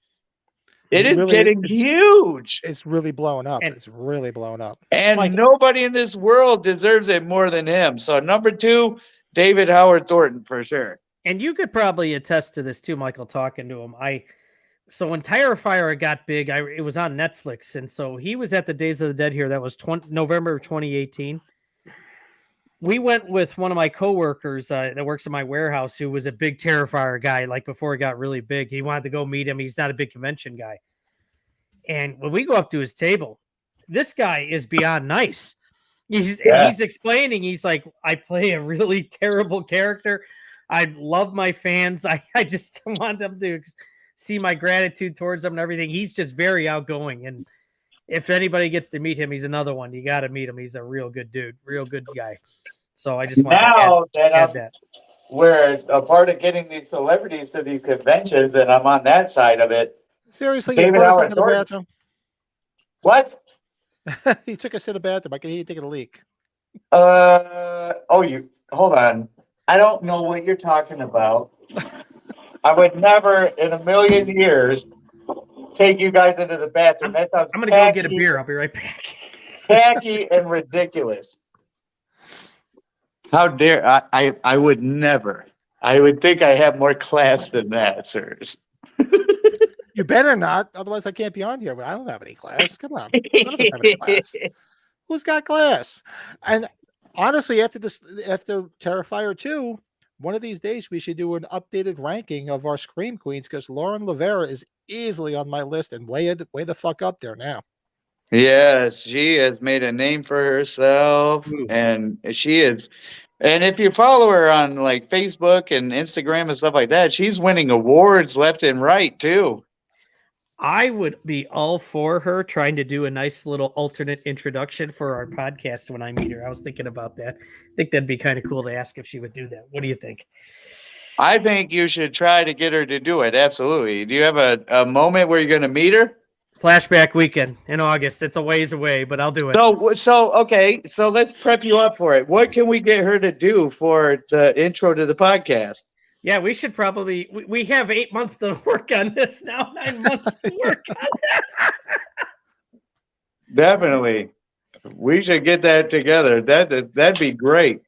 Well, I'll be able to give I my just number gotta 2. get my. I've got to get my. I gotta. Yeah, I'll have to get the jitterbugs out of the way before I get up there. You know? I'm giving my number 2 because while you guys discuss, I have to go. I'm going to go take a leak myself. Yeah, Michael, we got to think about this. You're right. So my number 2 is like I said, I had just done specific slashers, not necessarily movies, but then I can easily define them. So my number 2 is easily Jason Voorhees, and I had to think about it because there's so many to choose from. But the one that stands out the most, that I think is the most fun to watch, is oh god, hold on, I just drawn a blank on which one it was. I couldn't remember. You're on a roll.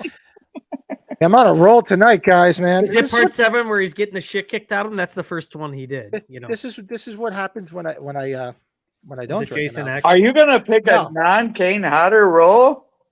Oh yeah, yeah. Is it Kraftwerk? No, that's No. the band. My favorite. Oh, Crush part Group. 3, Richard Brooker. Oh, Richard Brooker. Okay. Interesting.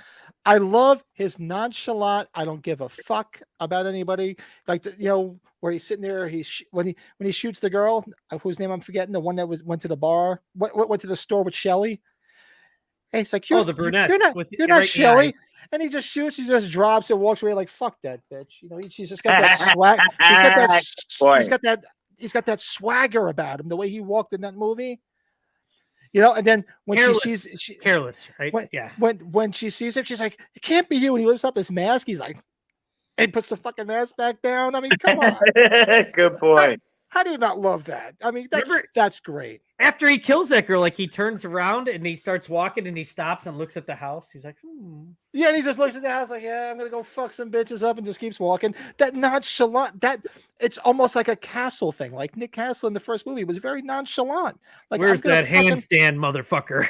Yeah, yeah. I had to think about it. I'm like, who do I think? That's the one that stood out the most to me. I thought that was the most fun to watch. Nothing wrong with that. Yeah. Nothing wrong with that at all. I wouldn't have put who would be like a good runner up here? And it's how about Rutger Hauer and the Hitcher, man? Right? Oh God, I didn't think of Fucking that. A. Well, he really wasn't a slasher, but that's a No. great fucking. He was. Did you ever see that movie, Michael? I you have see The not Hitcher? seen that. I love Rutger Nah. Hauer movies, though. Oh, Michael, Oh, you go just gotta watch watch The that Hitcher. movie. What that That guy is- does. He fucks. That's a great fucking. What's movie. it called? The Hitcher? Oh Hitcher. yeah, 80s film, and they remade it with Sean Bean as the character. But I didn't see the remake. How was the remake? eh, Yeah, but Rutger Hauer in the Hitcher, and and he's fucking her, and the whole person he's fucking around the whole time with is C. Thomas Howell. Remember C. Thomas Howell? Yeah. From The He's like a Outsiders? student. From The Yeah. Outsiders. Yeah, He's like a student. He's Soul driving. Man. Yeah, Soul Man. Could you imagine Soul Man these days? Michael. Oh, God, no. I'm gonna give you a spoiler. He psychologically messes up with the C. Thomas Howell, his character, Yeah. so I'm much. gonna go tell him He's about it. I'm gonna take a eating leak. fries, right? And then all of a sudden he thinks that they're fingers. Like Yes. fingers. Hey, it's like that scene in Family Guy, Brett. Now he's gone. This is our big opportunity to do our side project. You ready? yeah. Like Ace Frehley and Peter Chris. Oh, I good think Lord. now is the perfect time to start discussing Grumpy Old Men and Naked Gun. My oh God. my God. Oh my God. We Leslie have- Nielsen. You like the best movies. Girl, I'm gonna tell you, man. We didn't talk. I know you grumpy old men. I went to go see that with my grandma of all people. The 1993, I think that came out, right? Nice. And I did not want to see the movie at all, right? Like you hear about that movie, and you and I are a couple of years in similar age. So I'm like, I don't want to see this shit. And sure enough, I was so pissed off. And then you get into that movie, and you're like, this movie's freaking hilarious. It is the best movie. And I swear, there was a game show back in the day where you could bet everything you won on a one question, and you give them the subject, and they pick a question. And most people pick, like, the movie The Godfather or Goodfellas and this and that. I would pick Grumpy Old Men. I know so much about that movie. That is the best movie. Oh God, yeah. Oh, you can't beat that. Oh Dude. God, what was the line I was thinking of here? It is cold as a witch's tit out here. That's from that That's a movie. Grumpy Old Man line. Oh, every time. Oh, Michael, every time I lived near a VFW hall, right? And so every time, and I still do it to this day, my wife gets annoyed. Every time we pass one, I go, "Oh, we're past the VFW." W? Oh, how was the turkey this year at the At the VFW there, Chucky? Oh God. Oh, So I just, Walter Matthau, what the hell's that smell? What the fucking Pew, pew. What did the you hell think, was Bernie? that smell? Did you give yours before I left, Bernie? I didn't give number one. No, we're just Okay. we're going grumpy old men stuff. We're, he loses Anne Margaret to Jack Lemmon, but you know what? He's got a good runner up / first place with Sophia Loren, right? Runner up. Sophia Loren is the fucking the winner between her and Anne Margaret. I mean, they're both fantastic, but I always love Anne Margaret. The other one has more physical attributes, I'll say that, but still, Anne Sophia Margaret's Loren good and too. Anne Margaret. You'd rather go with Anne Margaret portraying? I More always of the liked girl Anne next Margaret. door approach, but that's I think so. What the hell? She ain't got remember the goods. I used to love her in those cheesy. Because I've grown up, I used to watch all those cheesy Elvis movies with her. That explains it. Well, I think my number one is Michael's probably because he hasn't said it right. Robert Englund, Freddy Krueger, man. You're damn right. Robert Englund, Freddy Krueger. You cannot argue that. There isn't anybody that personifies a character, and out of all of these people, all these characters we've talked about. Sorry, That's right. There's not really much more you can say. Like, how many of these people can you say you think of the character for foremost? Robert Englund. Oh, Freddy Krueger. There's no doubt. Sorry, and some of these other characters too, like Kane for Jason, don't speak, right? You know what I mean? It's if we talk about Michael Myers, he don't speak. Actually, the only person on this list that speaks is Freddy Krueger. Leatherface doesn't speak, really. Yeah. Arguably, besides One of the people that And did from the PLN ground was- up, even before the movie was made, it was not supposed to be a speaking role. Mhm. right? Robert Englund like took that beyond, and just started jumped on the desk and started talking, and they made it a speaking role because of Robert Englund. And you want to talk about a fail? Fucking Jackie Earl Haley, is that his name? Yeah. What a fail that was. And it's And a I shame. He's don't- a good actor. It's a shame too. He's a I good don't actor, think he yeah. did a bad job. He did a great job, but how dare you try to jump in there? The only thing worse than Jackie Earl Haley doing Freddy Krueger was Vince Vaughn doing Norman Bates. I knew that was not going to make anybody's That list. would be that's worse to me. That's but the yeah. fucking worst of all fucking time. 'Cause I will honestly, argue that to tooth and nail. Our next top 5 that we're going to be doing right after this is top 5 comedians appearing in a horror movie, and I knew he was not going to appear on anybody's list from Psycho. You know, and Robert Englund, and this is just because my brother got me hooked on V. You know, Robert Englund played the good alien, arguably in V, and I think that helped him get the role. If I'm correct, from reading the research, it helped him get the Freddy Krueger role. So, that's a big part of this for me too. Is V. And on the Halloween Collector podcast, the great Robert Englund was on the set of Halloween 1, yeah, he was raking up appearing. the fucking leaves back into the bags. Yes, he was. And we talk about meeting David Howard Thornton and meeting all these people. Meeting Robert Englund is a game changer. That motherfucker will sit there and talk to you Get a like he's been VIP. friends for years. Get a VIP. And he lets the lines like 2.5, 3 hours He don't long. And care. he will sit there and talk to you for 20, 30 minutes at a time. You don't care. The best was at the Bard restaurant at Flashback last year when he was there. Like somebody had a life-size stand-up and this guy brought it to the bar, and then Robert Englund walked in with, I don't know if it was family or representatives, and he's got it's like right there looking at him. This is so like, how about trying to eat dinner or trying to just eat on your own personal time, and then you got somebody with at the bar area in front of him with a Robert Englund stand-up of himself. You know what I fucked up? And when I met Robert Englund the first time, I'll put my phone here so I can show you. If you remember the movie Strangeland, right? Yep. Love that movie. Robert Englund, I told him when I met him, and I did the dance for him because he seemed to not remember what I was talking about. But I was like, I looked at my daughter, I was like, this is the greatest fucking dancer in cinema fucking history. Don't you remember the scene in Strangeland? He's like, Yep. and then he goes, woo! You turned me on here. Woo! Like, it was the best. That's a movie we got to put. That's a movie we got to put on our review list. Strangeland. I'm gonna Strange- grab That's something. You guys are making me think of something. Great movie. Great Well- movie. Well, I'm going to give you my number one, and of course, you guys can suggest. Like I said, I had originally thought we were just doing slasher specific. So my number one is obviously Michael Myers. It's obviously Nick Castle because I can tell you this, not to just be predictable, that the reason I love horror, the reason I have everything behind me, the reason why I have two great friends in front of me is because of that movie Halloween. No denying that. And the reason that movie was as scary and as creepy as it is because of that man. I respect the hell out of that, my friend. Absolutely. Cheers to that. And don't get me wrong. Obviously, when I was thinking about it, Nick Castle was on my mind the whole time. Nick Castle's the man. Michael, I think you bought one of these, and I just got it authenticated. This is what I got when I first met him 15 years ago, autographed. It's a San Diego Comic-Con exclusive. Yeah. Before he's burned. This was what I got autographed from him. Too cool. Fred Krueger.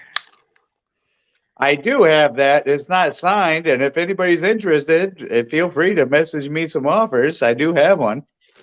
Yep, you did at that show. I remember. You got it before Joe did. Yeah, that's right. And you talked me into getting it. You said that thing goes for some money online. I'm like, wait a minute. Oh shit, I forgot.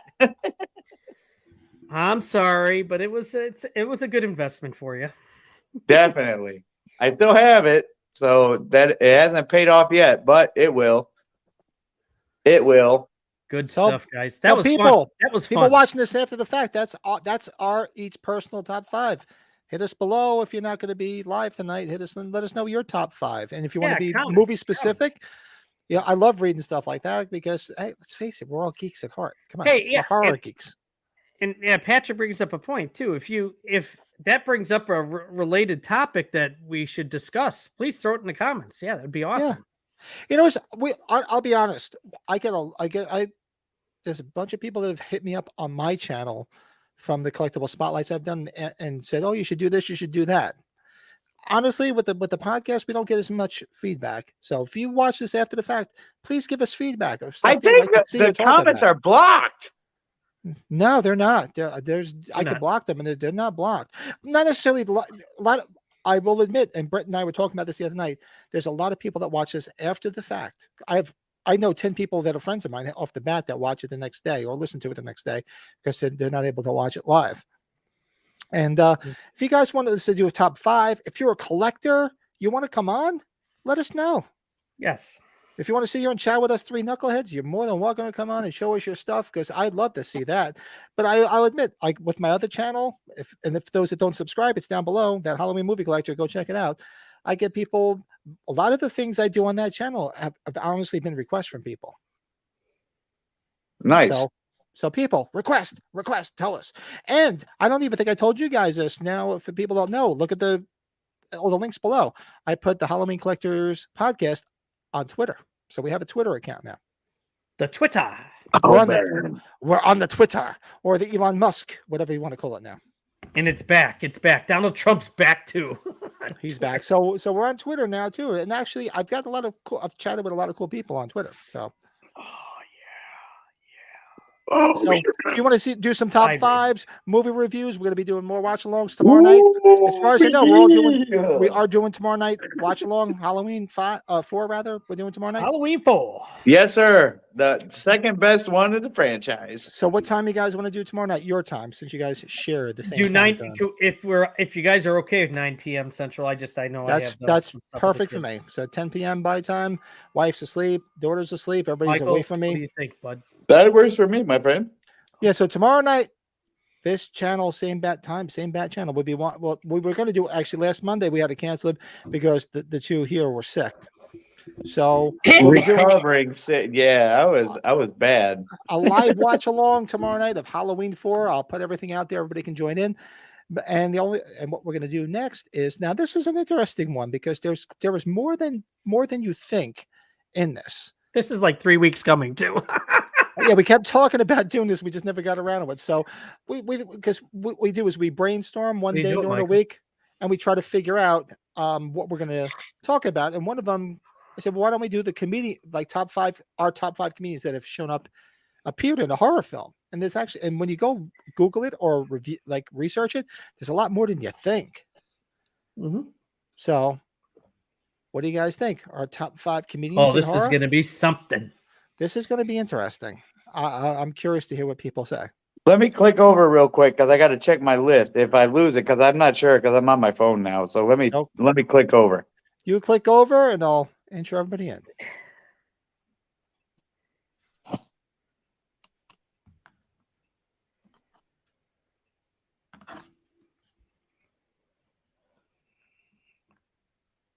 It was a short little intro. I was short on time this week. I had a busy week. So this should be I'm curious to see what everybody found as far as top 5 comedians in horror. Yes, indeed. So I'm going to change this real quick. 1 moment. So people Can you pop guys up. see me right now? Oh, we see You're you. You're frozen. You're frozen. Frozen Oh. in time. All right. Lou Let me get Gossett Jr., Firewalker with Chuck Norris. Ever see that? Oh, good movie. Oh, I love it. Good That's stuff. another, man, you're digging deep. That's another one I haven't seen in a long time. Oh, it's one of the great canon films, dude. Yeah. So I have to click back and forth to check my list, but it was a fun list. I was surprised at some that were coming up. Yeah, there's more than you think. And what we can do clockwise from the top. So I'll do mine. There you go.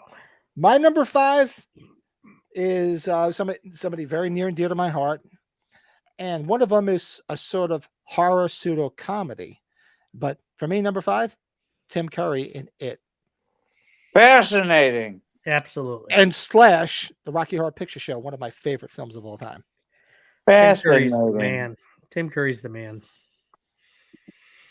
And side note, one of my favorite movies, one of the most underrated films of the 80s, produced by our the late great Deborah Hill. Clue. Clue. Yep. Love that movie. Clue is a top Love 10 it. movie of all time for myself. So. Love that movie. Really? Oh, I love Clue. Love that movie. I've never seen that one. You know what's funny, Michael? It's Patrick bringing that up. That's probably the one movie. It's my sister's, like, one of her favorite movies, but it's probably the one movie I think I might have every piece of dialogue memorized, even over Halloween, probably in spots. Whoa! Yeah. Yeah. There's a lot of one-liners in that movie. Flames. Who's your flames, grumpy old man for me? Flames.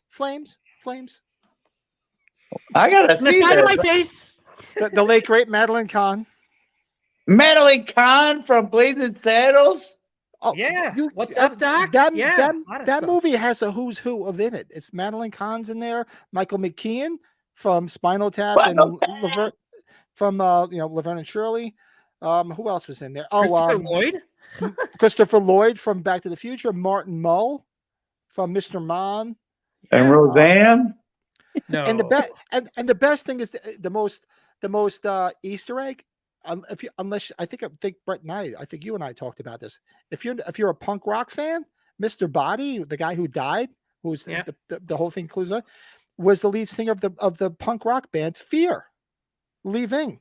Oh, come on. Howard Hessman's in there. That's a Howard- Halloween connection too, or Yeah, WKRP. Dr. Johnny Fever is in that movie. That And movie was- Deborah Hill made the movie? produced she, it. pro- she produced it. Yeah, Wow. That's all for J. Edgar Hoover was for me.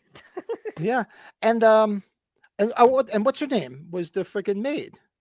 Oh, son of a bitch. What was the Who was the movie? maid? Who was the maid? Brett, help me out. Who was the maid? Colleen Camp. Colleen Camp. Yes, from Police. What was Academy- the movie we Police were Academy just movies? talking about earlier that I have to watch? Rutger Hauer, The Hitcher. The Hitcher. You Oh, gotta watch the Hitcher. Hitcher. Oh, Let me yeah. check this over to April because I got to text her The Hitcher and Clue. Oh, And Clue was great because when it came out, they had, was it 3 different endings? Yeah, you had to go see it in the theater 3 different times, which You didn't know what ending you would see at whatever theater remember? you went to. And that was the rumors Because if you watch they were the doing board with game, Eds. because it's a board game, so the board game it could be any winner. So they filmed 3 different endings, and depending on what theater you went to, you saw that ending. Wacky. Really? I think Yeah. I've told Patrick. I might have told you this. So my sister-in-law's favorite movie is Rocky Horror, but Good go. I am one of the few people that would say that I think Tim Curry's performance in Clue's better than Rocky Horror, and that's sacrilegious to a lot of people. So What are you talking about? His performance in Home Alone 2. right as the maitre d'. No, not the maitre d', the concierge. oh my god. So there's the shirt Michael. So I've just got to bring the picture up. I'm sorry, we're getting off course here, but I gotta show this. So, okay, here it is. Look at this shirt, Michael. Can you see this? Can you read that? No, I can't see it. So I it's the can't see shirt it. where you've been smooching with everybody and you're naming off all the people. Remember little Mo with the gimpy leg, Cliff? I could go on forever, baby. Oh God, maybe you can see it now. No, I can't see it. Oh, Yeah, it's like blurred. It's blurred. sorry. Boney Bob cheeks. Bodie Brad. Remember Cliff? I swear. I just love get out of here, you nosy little pervert. Hey, 30th anniversary today. What? Home Alone 2. What are the odds? Yep. I just saw that on Facebook, so it's funny that we're talking about that. Wow.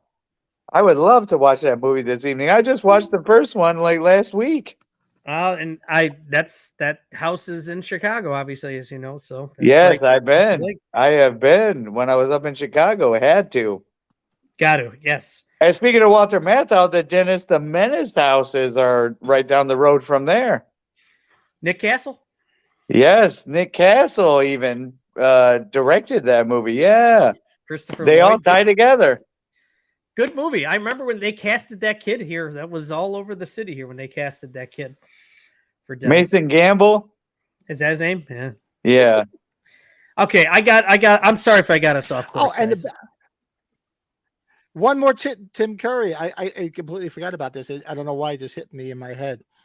And you guys, I think Brett, I don't know who I was. I think it was me and Michael talking about Loaded Weapon. He was the Wilderness Girl cookie girl.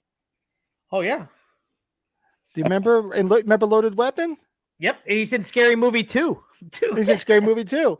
When he was like the fake like Girl Scout cookies. It was called Wilderness Girl cookies, and he's got the braided hair and everything. How can we Selling forget the Hunt for Red October? He's a big part of that. That's true. Yeah. All right. Sorry, I'm off my Tim Curry. That was God. That was my number 5. Nothing wrong with talking about Tim Curry for a while. Nothing wrong with that at all. We going clockwise? Okay. I gotta Yep. say it's Bill Murray and Zombieland for me is number 5. It's just a big part of it. And Great. him kind of being himself, and they're at his house and they're watching Ghostbusters in the theater, and then he gets Well, you killed. didn't see Zombieland, did you, Michael? Oh shit, Jesus. No, and actually, my stepsister You was gotta the watch set Zombieland. designer for that movie. Oh, really? Yeah, down there in Atlanta, and I just never seen it. I remember seeing clips about Twinkies, and that's about Yes. all I got. That's Yeah, all Woody 'cause- Harrelson was looking for was Twinkies. Was in the Twinkies. whole thing. It's not a bad sequel too. The first The one's just sequel so was much good. fun. Yeah, the the sequel first- was entertaining. It was the first movie we saw when we came back from our honeymoon after we got married. So I remember it pretty well. So Zombieland, man, Bill Murray in that. Nice. My number 5, I picked Bill Hader Number 4. in the It remake. Before, right? Oh, it's 5. Oh no, right? Mike Sorry. hasn't gone yet. I haven't That's right, gone my yet. Bad. My bad. Number drinking? 5, Bill Hader in the It Chapter 2. That's a good one, dude. That's Yeah, I I thought he forgot did a about great job, and he was a comedian in the movie, and he Yeah. did a great performance. And actually, at the end, when the other character dies and he's all emotional, he did a great job. I thought he was a great actor in that movie, and Bill Hader is a hilarious guy. Oh, Hilarious. And that movie, to me, I don't understand why it didn't get as much love. I thought I enjoyed it part 2. I Because did, there was some goofy shit in it. but it was entertaining. I mean, yeah, when he it- blows up in that park during the day, that was kind of wicked. yeah, That was I really enjoyed it. cool. But that Mhm. stupid the old lady getting all big in the apartment. Naked, and- running around, right?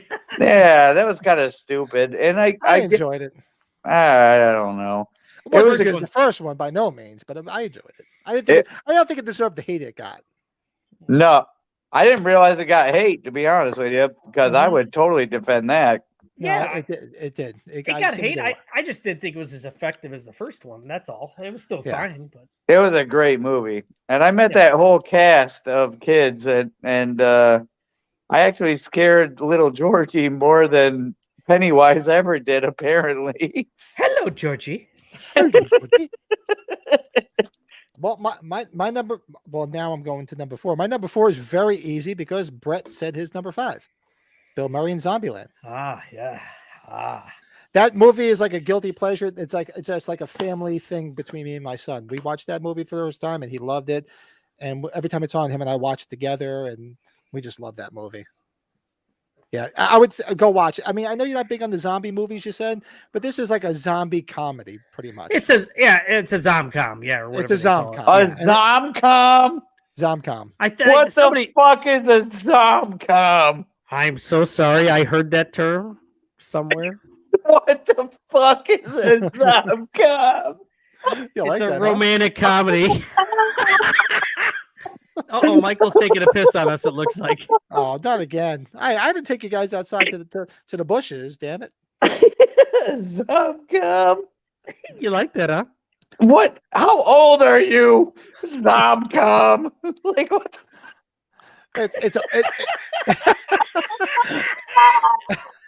It's a fun watch, though. It's a fun. Is that movie to helping you, watch. Michael? Oh, Michael, is that's that helping you? definitely helping the comedy situation. That's for sure. Zomcom. I've never heard that stupid shit in my life. Look at Dave Alberson with the curveball. I forgot about this. Oh.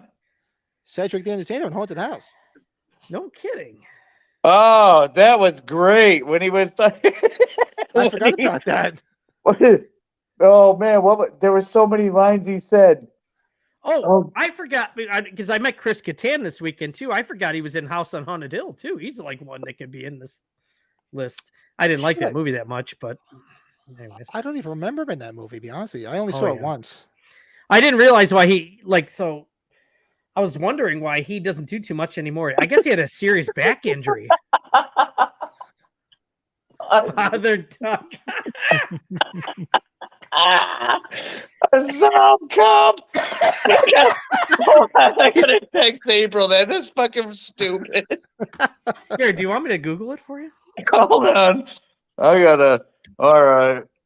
Have you ever heard of a Zomcom? No Not way. Zomcom. Zomcom. Look up, Google it. Google it. I'm sorry. Patrick, Google it, please. Please. Am I Googling it? I'll Google. Please Google. Google on my other screen. Oh. Zomcom. Okay, I'll pull it together. I'm sorry. I was never expecting a Zomcom. Dude, there's a website and everything. Zomcom. It's funny. I haven't heard it too often. I will say I haven't, but I have heard of it. I'm sorry. Zomcom, the best zombie comedy movies ranked. Oh man. Woo-wee. Here, I'm gonna Thank click you on it to so see what it much. is. That was crazy. I like that. It's the branch of the Red Shoe Diary films. Did you not know that, Michael? No.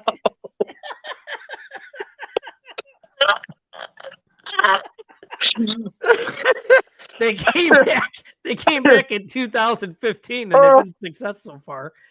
Oh God. And if you go look this up, this is on MovieWeb. The number one is a great movie, Shaun of the Dead. Oh. That's a Zomcom. Zombieland's number 2. Zombieland's number 2. Oh, it's a Zom. Hey, is it my one movie on there that we talked about where the guy's like, as he gets the more attracted to the girl, the human? What's that one called? Oh yeah, Warm Bodies. That's on there. That's on there. Yeah. Oh. Okay. Oh, they got the zombies on there. The Zombievers. The movie with the zombie beavers. You know what's on this? Know what's on this list? I just watched this like a month ago. Did you ever see Life After Beth? I did not see that. No. Watch it. It's pretty funny. It's like this. It's like this high school couple, and the one girl gets killed, and then she comes back to life, and he's trying to still date her, and she's like decaying, and she's all weird and wants to like eat people. It's a fun movie. Oh, guys, you know what we got to watch together for the first time, even if it's online, is that Elizabeth Banks movie. Where did you hear about that movie she wrote and directed, where with the bear that gets the cocaine? Did you hear about that movie? No, I heard about that. That's God. a true story too. Yeah. A bear comes across a plane crash and finds a bunch of coke and like goes crazy. eats Yeah. all of it, goes nuts and dies. What? It's Yes. a real movie. True story.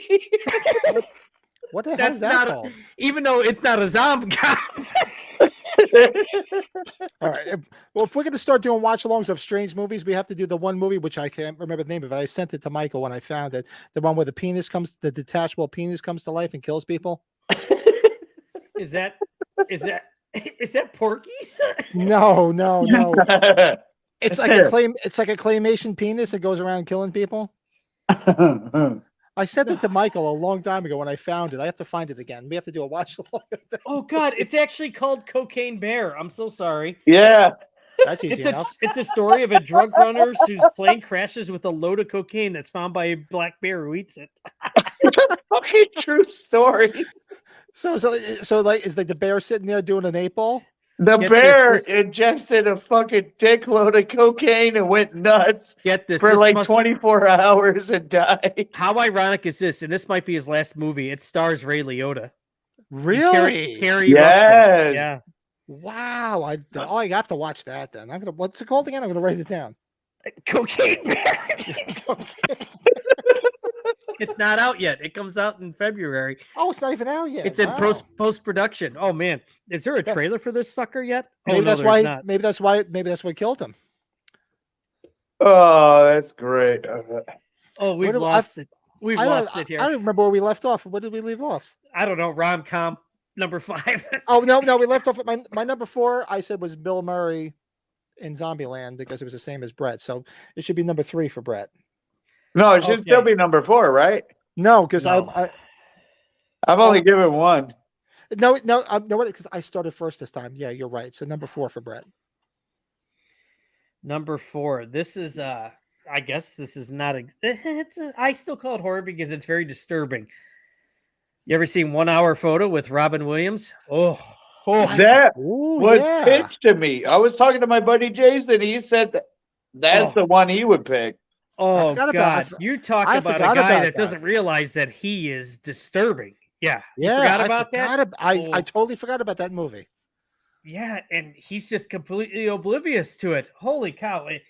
Robin Williams, God bless his soul, man. I mean, he could be creepy, he could be funny, he could be scary, he could be endearing. That guy did it all. I don't know if any of us ever saw him, even if we watched him in interviews. I don't think we ever saw the guy off.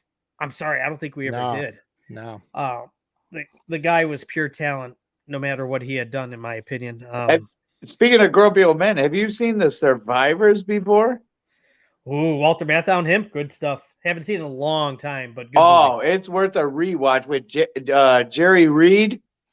Oh, from love- Smokey and the Bandit, love Eastbound Jerry and Reed. Down. Oh, he did a great fucking. That movie is hilarious. It is Oh, the yeah. most. I promise you, if we did a list, that is the number 1 most underrated fucking movie of all time. I Is thought you The Survivors with Robin Williams, Jerry Reed, and Walter Matthau. Number Definitely not 1 most underrated movie of all time. Definitely not a rom-com, but it's good. Nice. No, a Zomcom. Zomcom. Oh my god. All right, so what do you got there, Tony Moran for president? You're number 4. I got I agree with your number 5 was Tim Curry in It. Nice, very cool. Yes, he is. See, Home Alone 2, and it just happens to be the anniversary, like you say. and also we're talking about the TV series with Tim Curry, and who was it directed by? Tommy Lee Wallace. Lee Wallace. Yeah. And God rest his soul, John Ritter in there too. And Oh, John man. Ritter, yes. God bless it. Good old Jack Three's Jack Company. Tripper. Jack Tripper. But yeah, definitely Tim Curry had to be Come on on, that list. knock on my door. No, knock up a whore. Get away for you. My number 3, that I fought with a place to put him on this list because I was going to actually put him higher because he was so effective in this movie. John Goodman in 10 Cloverfield Lane. Yeah, he's good. Very good. That came up quite a few times in my conversation in my head. He was creepy as fuck in that movie, man. And you always look at John Goodman. He's a big jolly oaf that's always funny, and he played such a creepy character in that. He did. He I was saw very that good. movie for the first time like 2 weeks ago, actually. Are we in the bathroom again? Damn you! No. I mean, if you close your ears and you close your eyes, I see you your can bro fan magically girl. whisk Damn it! away- I know it's a. I'm in the. I sell those things. you can close your eyes and magically whisk away to any imaginary world you want. See, It's all this about is- your imagination, gang. I could This be is polite and Michael's mute- sound for a rom com right there. See, I could easily mute him, so I muted the peeing sound, but I put him back on. It's fucking. There is no way in hell there's enough movies that are hilarious zombie movies where they have their own fucking slang called a zomcom. There's no fucking way, dude. Yeah, I'm not trying to. Oh, that's great. So that's not my number 3. And for those who haven't seen 10 Cloverfield Lane, go watch it. Fantastic movie. He was great in that movie. So we're at number 3, right? Yep. I will put the character's name down there, and one of you can answer me first. The character's name is Richard Vicker. Is my number 3. Richard Vicker. Richard Vicker. Uh-oh. Is he gonna look it up on the phone? Nope. No, I was gonna look it up, but I That- don't want to cheat. I'm not gonna cheat. That is Leslie Nielsen in Creepshow. So, That's his name? I'm very sorry to tell you that, but yes. Very good in that, man. I tell you, you want him to get it at the end. When he did does they at the end say of the his story. last name? Only on IMDb. I'm so sorry. He- God. I honestly, I forgot because I have a. I guess I was big gonna mess- say Richard. He screams Richard. Ted Danson does, but they never say his last name in that movie. Well, they If probably it- have it in there as a script. It's- They always. It's in the credits, probably. And honestly, I will be honest with you. I have because usually I have a short list of people, and Leslie Nielsen was my short list for 2 things: for Creepshow and for Prom Night. Oh, Prom Night. Shit. He was in Yeah. Prom Night. He was Oh, he was yeah. Jamie Lee Curtis's dad in Prom Night. I did not know that. I was not aware of that. So he should have been my honorable mention because he was a 2 and Ted Danson too for Creepshow. Very Mm. good. Very cool. Yeah, Ted Danson. Damn, to that. Yeah. All right. What So do you my got there? number 3, eh? See, My number 3 was Weird Al in Halloween 2. I thought of that. I knew you were going to do that. I knew you were going to put Weird Al. I knew that. I think he was in a rom com too, or zomcom. I thought of that too. I'm like, I can guarantee Michael's going to have it on his list. Yes, Weird Al. And I just got him to sign my poster about a month ago. And he is like the poster child for comedy is fucking Weird Al. Oh hell yeah! No way around it. And the funniest movies ever fucking made, and I'll argue with anybody in the world. And some people say Airplane, and I'll buy that. But No way. UHF. the Naked Gun movies, Oh, that was but UHF is one of my favorite films. the 3 Naked Gun movies are the funniest movies ever fucking made. And if you didn't notice, Weird Al is in every single one of them. Yes. Mhm. Yep. He is. He has a Yep. spot somewhere. Like Yeah, I it's a know he was in cameo. the awards scene, like for the third one, right? The awards. And the scene. third one, yep. And the first one, Frank He was gets off the plane. Off the plane. Yep. And he's Yep. like, "Oh, thank you." He's like, "No, we're not here for you. We're here for Weird Al." He's like, Now the creep, Weird Al. the more hidden one is the second one where, when he goes to walk into the police precinct, and he opens the door, and there's like a robber or whatever holding a gun towards the cops and saying, "Say your prayers, you pigs," and the door opens and knocks them out. Knocks That's them out. Weird Al. Yeah. Yeah, so Weird Al in Halloween 2. Definitely Weird Al. But what Weird do you Al. guys think of that movie, that biopic they just did? I haven't seen the one where Harry haven't seen Potter it. started as him. Yeah. Oh, gang! I wish you've seen it. If I talk What's it on? about it, is it a spoiler? No, what's it on? No. Where did you It's see it? on. Oh shit! It's on Roku. Actually, they have their own channel. Oh, I have the Roku channel. I got to check it out. Oh, no so it's a kidding. biopic on Weird Al. Yes, but I'm gonna help you guys because I didn't.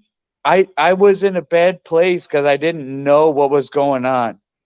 Okay, so I was sitting there getting like annoyed with the movie because all these crazy things were happening.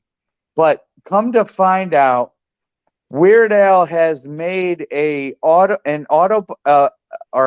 biography movie, a biopic, and he did it as a parody. The biopic is a parody.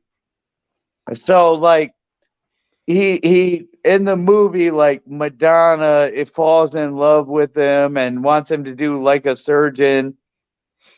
And So it's not like a biography. no, it's not Oh, a so it's not biography. that film. It's something separate. Okay. Oh, okay. I would like Yes, this it is a Hollywood like made up biography where Weird Al's offered billions of dollars to do this, this, and this, and it is totally overblown. But it's not a biopic then. That's what I'm no, looking for. it is. If you know that it's Weird Al doing a parody of a biopic, then it'll help you watch it. I didn't know that. I'm glad you told me because at least I'll understand when I watch it. Yes, because it'll be hard to watch if you didn't think about that up front. You guys gotta remember, I'm old. I got 10 years on. Well, I got 10 years on Michael, 11 years on him. And Brett, you're 42. 42. So I got 8 years on you. So like, Weird Al was a big part of my youth because he was all over MTV when I was a kid. I love Weird Al more than I could ever put into words. And the funny thing is, I loved Weird Al from the 80s, watching the MTV, because I'm from the MTV generation. And then, like, I think I told Michael the story how, like, we were at a garage sale one day, and my son was real young, and I saw, and I never had Weird Al on CD, and I saw it. I was like, oh shit. We got to get this. Like, I think it was Dare to Be Stupid. I'm like, we have to get this. And my son's like, what's this? I go, he makes parodies of all songs. And I turned my son into like a obsessive Weird Al fan. He loves You know how you know you're a crazy Weird Al fan? So the show Joe and I went to, and where I met Weird Al for the first time, about 2 months ago, something like that. He was doing nothing but original material. He does have a lot of original material. That's cool. And I was ecstatic because he did Melanie from the Even Worse album. He did Those Were the Good Old Days from the Even Worse album. And just all the songs he played, I'm sitting there going, I'm a huge fucking Weird Al fan. Who did he have on guitar? Was it the same guy? Was it Rick Derringer? It was. Yeah. Okay. Rick Derringer? Oh, no kidding. Yeah. Rick Derringer has played on every one of his albums, and everybody knows who Rick Derringer is. He's right? got the same guy. And then he's got a bass player, which I was like sitting there going, why does he have him as a bass player? But he's the guy that sings all the super low bass vocals on his songs. Actually, Rick Derringer produced all of his albums too. No shit. Mm-hmm. And I don't know how much you follow this, Pat, but I know Michael probably knows. My buddy I went to the Days of the Dead with, there was a poster vendor that sold him an original UHF original rolled poster, not folded, original. Really? $25. He thought that was a real good price. I was like, dude, yeah, get it. One of the most underrated films ever is UHF. Yeah, we did pretty well at that poster vendor because I got Frighteners, Michael J. Fox for $20. I love Frighteners. Rolled original poster for $20. I was like, anyways, texting me. Yeah, Weird Al, that's some good shit, dude. Weird Al's good stuff. I love Weird Al. We could go on and on about Weird Al. Yeah, if you haven't seen UHF, go watch UHF. Great movie, especially if you're a Seinfeld fan. So where are we at, big dog? So we're at that was your number what, Michael? 3, I think. Your number 3. Okay, so my number 2. Now it's not. I don't know if you can. I consider this a horror movie because it falls into the horror realm, but it's more of a whatever the fuck you wanna call it. Zomcom. It's not a zombie movie, but easily one of the biggest surprises I saw in cinema when I went to see this movie in theaters was easily Rodney Dangerfield in Natural Born Killers. Oh yeah. I was gonna put that. I remember going to this. I saw it in the theater, and he was like he was the mean dad that was abusive and everything. I'm like, everybody was like, What the hell's going on? Is that Rodney Dangerfield playing a douchebag? it was crazy. Yeah, It Rodney was Dangerfield. so weird, right? Yeah, Natural Born Killers. Rodney Dangerfield, number 2 for me. Easy. Nice. Number 2, I think this is our first one of repeat of all three of us. Tim Curry isn't it, man? That was a big deal when that came out, man. Nice. Huge, very effective at Huge. every time. Huge. Huge. Huge. Huge. Think red, baby. Think red. What do you got there, Tony Moran for president? Number 2, I paired them up together, but Roseanne and Tom Arnold in Freddy's Dead. I thought that was like the funniest shit. Oh God, that's funny. Oh. And if you get a chance, like Tom Arnold's got some pretty bad stand up, but he's got some great shit too. Like the last one he did. Give me 1 minute. My daughter keeps texting me. Let me see. I'll be right back. Hold on.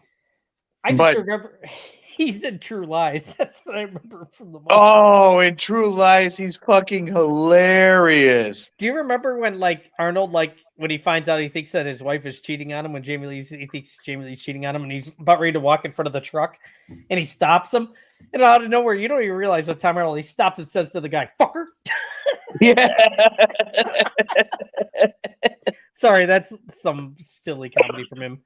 The funniest thing yeah. I've ever seen Tom Arnold talk about was when you remember Roseanne did the national anthem at that baseball game. Yeah.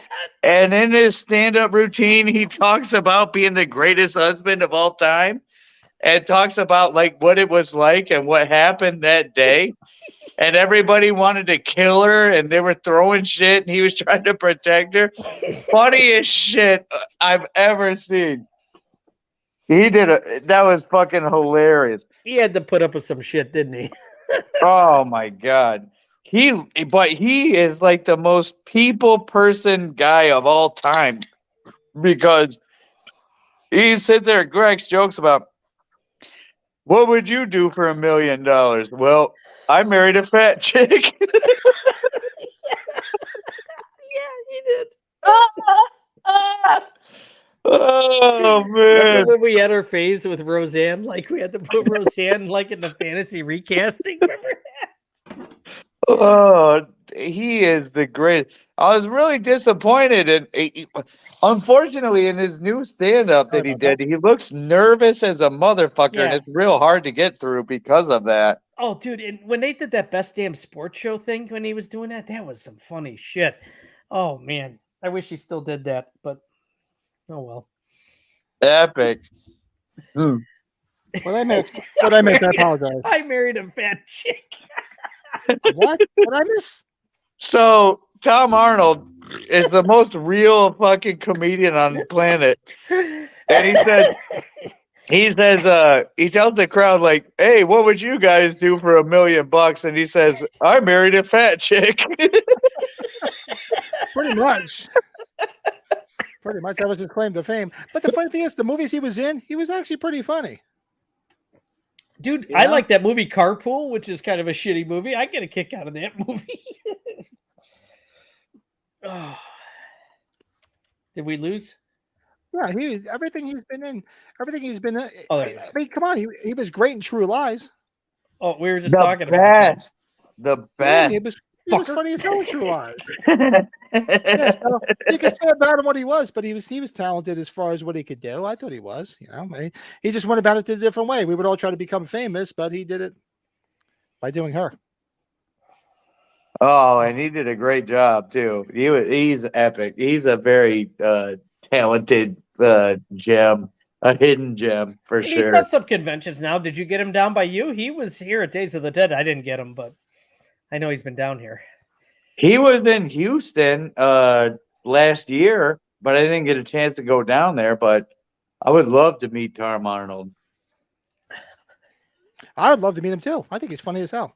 Oh, shit! God. Now we're down to the nitty gritty, the number ones. So my number one, another movie that I love from my youth, from way back when. That was it, 1979, I believe it was. No, I didn't realistically, easily, hands down, Jack Nicholson in The Shining. Oh yeah, shit, yeah. Interesting. Whew. Yep, because Jack Nicholson is primarily been in comedies, a couple of dramas, but especially before The Shining, was everything he was in was pretty much comedies. Going South, Easy Rider. I mean, it was all comedies, and it was a departure for him, believe it or not. It was, yeah. That started it. That was started it, yeah, Number one, though, huh? yeah. Well, I'm gonna tell you, my There's number probably a lot of one. nostalgia behind it, like I said, because it's 1979. I was young. It was right after seeing Halloween, seeing that, and I just loved his performance in that. He was the best in that. I'm not going to hurt you. I'm just going to bash your brains in. He just says it just. Yes, he's chasing up Shelley Duvall, right up the steps. Yeah. Oh, And God. I like when he's locked in. He's locked in the storage room. And he's like, go check out the what the hell was it, the cart he took, because he took all the stuff so that she couldn't drive the mobile anymore to get away, and then she couldn't call anybody because she took all the tubes out of the two-way radio. He said, go check it out. Go check it out. It was so fucking great. He was so creepy in that. It's so bizarre. Great movie. Are you out of your fucking mind? What you got, Brett? It's only one scene, but it was effective as hell because it was one of the scariest things I saw as a little kid. It drove me nuts. And it was the beginning of the Twilight Zone, the movie, Dan Aykroyd. You guys know what I'm talking about. Wow, I was forgot about that. gonna put that forgot too. about You want to that. see something really scary? Him and Albert Brooks? I Yes. had no idea that was coming, and it Oh, fucked me up God. for a while as a kid. When I'm he a turned Twilight Zone around. fanatic. I forgot about that. Wow. When he turns around and he's God. Oh, man. That's what this is about, right? Stuff that affected you, or things that stick out. That stuck out to me. It might have been the only thing he did in the movie, which it was. And yeah, Dan Aykroyd, the Twilight Zone movie, man. Holy cow, that was something. Ooh. Beautiful. Yeah. Well, number one, and we're talking about horror and comedy, and we're talking about my second favorite horror movie ever fucking made, and my number one favorite comedy ever made, same fucking actor, was Leslie Nielsen in Creepshow. Number one all day. Fucking, you can't, and it might not be that performance, but like I said, my second favorite fucking horror movie of all time, Creepshow, and the number one funniest fucking movie ever made, Naked Gun, and it was the same fucking guy, Leslie Nielsen, in fucking Creepshow. Yeah, and go back and watch Prom Night. If you never saw Prom Night, he was the father in Prom Night. I'm gonna have to check that out. Mm-hmm. Yeah. Definitely gonna have to check that out. Great movie, much better than the remake. Well, that was we got to give some. Oh, that was some good stuff, guys. That was good. Bravo! And honestly, I'll be there's some deep cuts that we all pulled out that we didn't think of. Each one of us didn't think of. And we learned something today, gang. We learned- and There is a such thing as a zomcom, come. which is a zombie comedy, apparently. Stop Hey, making Martin. fun of me. You can learn things on the Halloween Collectors podcast. I don't know if sorry. fucking way. I don't know if sorry could make up for There's this, no fucking Michael. way. That's a You- big enough deal to fucking have a category. Michael, you've highly offended me.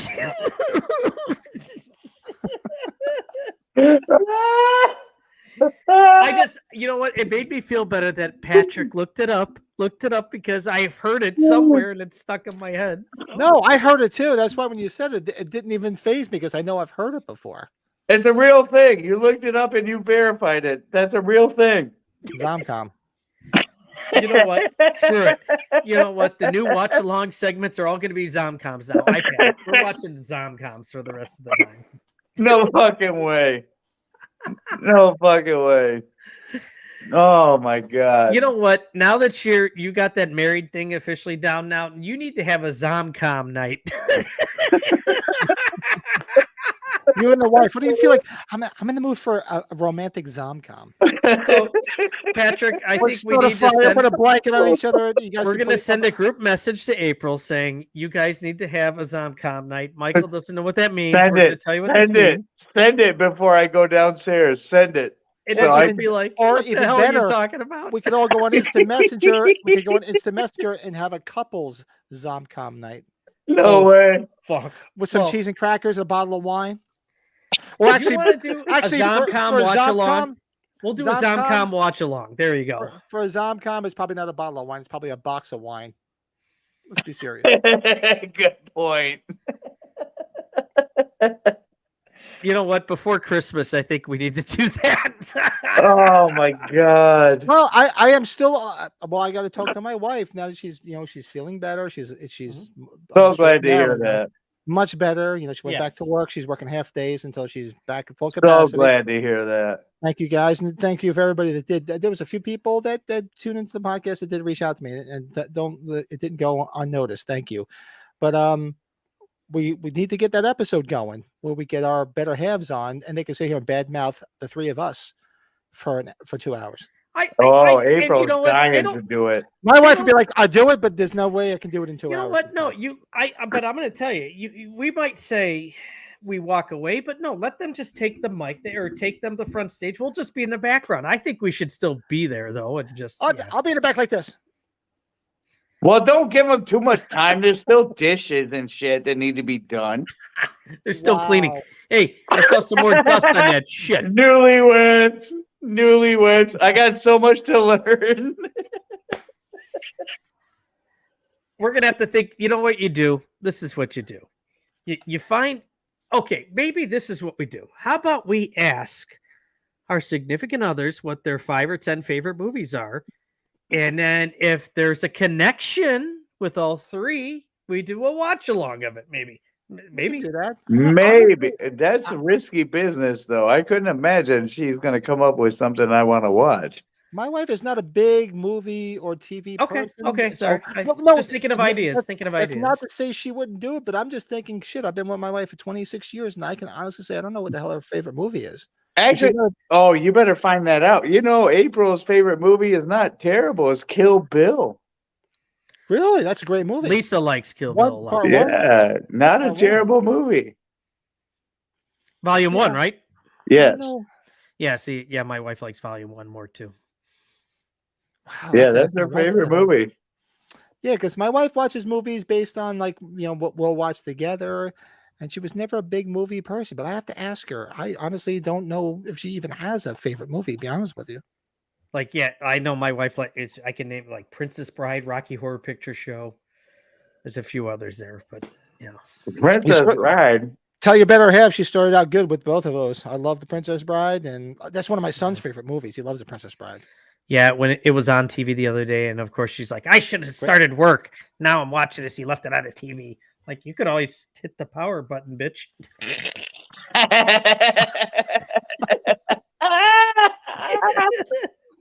Oh, I knew it. I hope knew she's not was a watching this. secret recipe. It's a test. It's a test to see if she is. Great success. very nice, very nice. Well, My I know wife is going to kill me. My wife is not. I know she's not watching this. My wife is just like I told you, we're going. All three of us here are going to the 45 years of terror convention next year. Yeah. I know both Brett and I have already booked a hotel. I don't believe you did yet, Michael, right? Not yet. So we're all going. And Yes. my wife is already planning things she can do to not go to the physical convention because she has zero interest in it. She's like, I'm going. She's like, you're gonna go this way. We'll go to Danny and I'm Trejo's gonna-" tacos. That's weird And I'm because going this way. those Halloween actors, all of them, they have second claims to fame. It's not just the Halloween stuff. There's so many other things they've done. You know what it is? Not to get too deep with my wife and her backstory is she grew up not with a lot, so she didn't really watch a lot of movies. She didn't watch a lot of TV, so she wasn't exposed to all that stuff. So there's no nostalgia. There's no like favorites or anything like that because she honestly, she just grew up not having any money to do any of that shit. So that's why, and for me, I'm not to say that all three of us grew up with money, but we just grew up where we had the mother and father, and she came from a divorced family. Well, I know Michael, everybody's got their history behind them, and I don't want to reveal it. But oh yeah, so I didn't have shit. yeah, that's why I was about to say besides Michael, and I know your backstory, and I'm not going to bring it up because it's not my place. But she, that's why when she came to me, and she's like, "Is that all you do is talk in movies?" Because that's all I do. I said, I go pretty much. You know, she has her favorite things, but she really doesn't have that like we do because she didn't really have access to it, so to speak. So she might have had, if that makes sense. I hope she has something because I couldn't imagine a world without these moments that we have talking about movies and bonding over like familiar movies and talking about Grumpy Old Men and Naked Gun with Brett and talking about Halloween with everybody. Like I couldn't imagine a world where I didn't have that because it's such a bonding thing. You know, it's funny that you say that. It's we didn't really my parents didn't make too much money. We didn't really too much, but the movies was an avenue to get away from all that crap. So my grandfather also worked you know, he was an on-set photographer for small stuff. So movies has always been a big part of my family's super cool entertainment. So same here. Yeah, like my parents just like watch TV. They like to watch movies, and they let me watch stuff. And you know, like my father, now rest his soul, loved he loved new things. He liked new gadgets. So like when VHS came out, he went out and he got the VHS. I remember when they first came out with we had the small Super 8 camera when I was real young, and then when they came out with a VHS camcorder, that thing was like carrying a Buick on your fucking shoulder. That thing was I remember going to the camera store and buying it, and he bought it. That thing was $1,000, and he bought it so he could record my 8th grade graduation and all this other shit. So he loved. Wow. He liked all that latest and greatest shit, so to speak. So, but my wife, on the other hand, she not to reveal too much, but she didn't have that. I know I've discussed it with Michael before, the shit she went through, but that's why it's gonna be. Not that my wife didn't do it; she gladly do it because she's social. But I love talking to her. We had a great conversation not too long ago. That was she's great. She's great. Yeah, and you guys had a lot in common. And so she bonded with Michael big time over that. Yeah. I will say this. I'm going to something different here. I think I had this the other night when I was talking to Brett. Shout out to Log Tavern Brewing, Milford, Pennsylvania. Blood Slay Moon. This is the beer I was telling you about the other night, Brett. Yep, look at that thing. Good shit. Very nice. We're gonna have to brew a Zomcom beer now. Fucking Zom. I knew you'd say it. Michael's Horror and Pin Zomcom beer. Nice.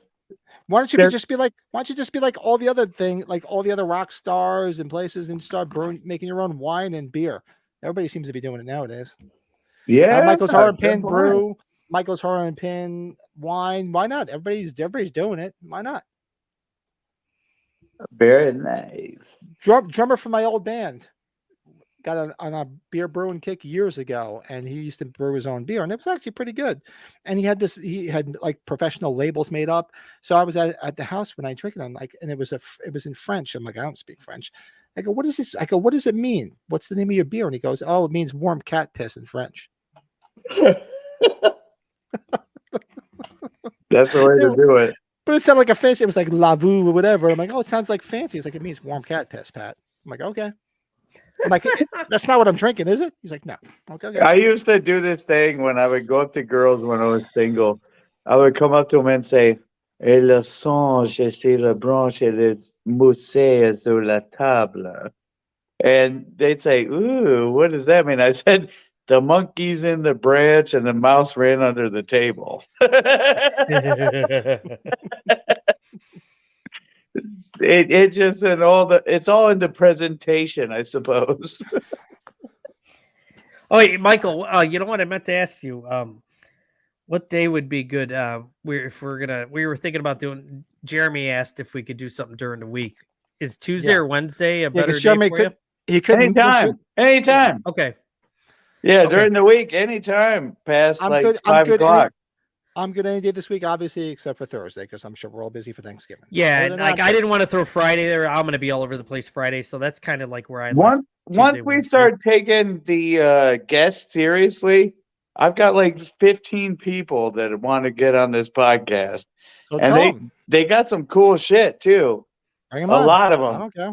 I got mask designers, the people that rehaul masks. I've got people who have VHS collections, people who have overall big collections. Like we can do this whenever you guys are ready. Bring Okay. on whoever wants to come on. The one person that I did talk to, I think was it this week earlier, was the guy I've mentioned to you a couple of times, James Chandler. He was the guy that helped put together all the artwork for the 20th anniversary 2-disc VHS, the orange set With him and Anchor Billy Bay. Kirkus with Yeah. Anchor Bay. All the stuff that's in the booklet between him and Billy Kirkus, and Billy Kirkus and him are good friends. They're the ones that donated everything. He's the one that sold me all the Halloween prints I have. And Nice. I just chatted with him. I just went back and forth with him not too long ago. I said, look, why don't you come on and tell us about the whole process of working with Trancas and the Accods or whatever? And he said, sure, I'll come on and talk about it. And he has a lot of cool stuff too that he got as promotional shit for working with them. So he can show all that stuff. So I'm going to reach out to him too. Nice. So whoever wants to come on, guys, hit us up. Absolutely. Either down below or DM us on all the socials are down below. You want to come on and show a collection and just sit here and shoot the shit, have a couple of beers with 3 jackasses like us, knock yourselves out. Just reach out to us. Rude. All right, 2 jackasses and a fuck face. How do you want me to say it? Yeah. Thank tomorrow you. night. Thank you. We're set for tomorrow night. That'll be fun. I So- prefer to be called by my formal name, Fuckface. Thank you. I would have capitalized it with a capital F. Well, I'll Um, show you my class as we speak. Oh, here we go again. Should I mute your ping or not? So we're all good tomorrow night for, I'm assuming it's 9 p.m. Central, 10 p.m. Eastern to do our live watch along of Halloween 4, Halloween 4. which is, what do you call it? Rescheduled from last week because you guys were sick. So we're going to start. I'm all game for doing a watch along each week. It doesn't have to be Halloween. We can do anything. I don't give a Yeah, shit. maybe next week we take a break and we do something else. Like we could even do some Christmas related ones coming up. Like I haven't seen Silent Night Deadline in a long time. Maybe hit some of those somewhere time. Maybe I don't know. I would love to do so why don't we do next week tomorrow we'll do Halloween 4 and maybe we'll pick something and then beginning of December start doing the Christmas ones. I would love to do Christmas Evil because like I told you that was Christmas Evil. Interesting. I've never seen that. Christmas Evil because that was filmed in the town that I grew up in. Oh, I and haven't I- watched that. I might have to watch there's- that then. There were scenes in that movie I watched them film it because they filmed it right down the block from my grammar school Okay. in 1980. Christmas when I Eve. was I'm a gonna kid. write that down. And Christmas Evil was filmed they filmed it in 2 towns in Jersey. It was in Edgewater, New Jersey, where I grew up. The other town was Montclair, New Jersey. And Edgewater, New Jersey, like I've mentioned to you guys before, is the town that they filmed the movie Copland in. Yeah, that's right. You told me. that. So How and about- there's one scene in particular, and I'll tell you when we watch it in Christmas Evil that I watched them film it. I remember as a kid watching them film this one scene. I was like, and Is Michael and- pissing on us? it's a very cheesy B movie, but the best part of it, there's 2 people in it that are the lead character whose name is Brandon McGarrett his daughter is Fiona Apple, Oh, singer. musician. Yeah. She Musician. is crazy talented. She Yes, is underrated as a motherfucker. That's his daughter, and the guy that plays his brother is Jeffrey DeMunn, who was in The Walking Dead. He was in he was in a ton of shit. Hold on, Jeffrey. There he is. He was he was on. No, Hold what? on. So yeah, Jeffrey DeMunn was I think Christmas Evil was one of his first movies. If I'm looking here, yeah, it was one of his first movies. He was in The Walking Dead. He was in the X-Files. He was in The Green Mile.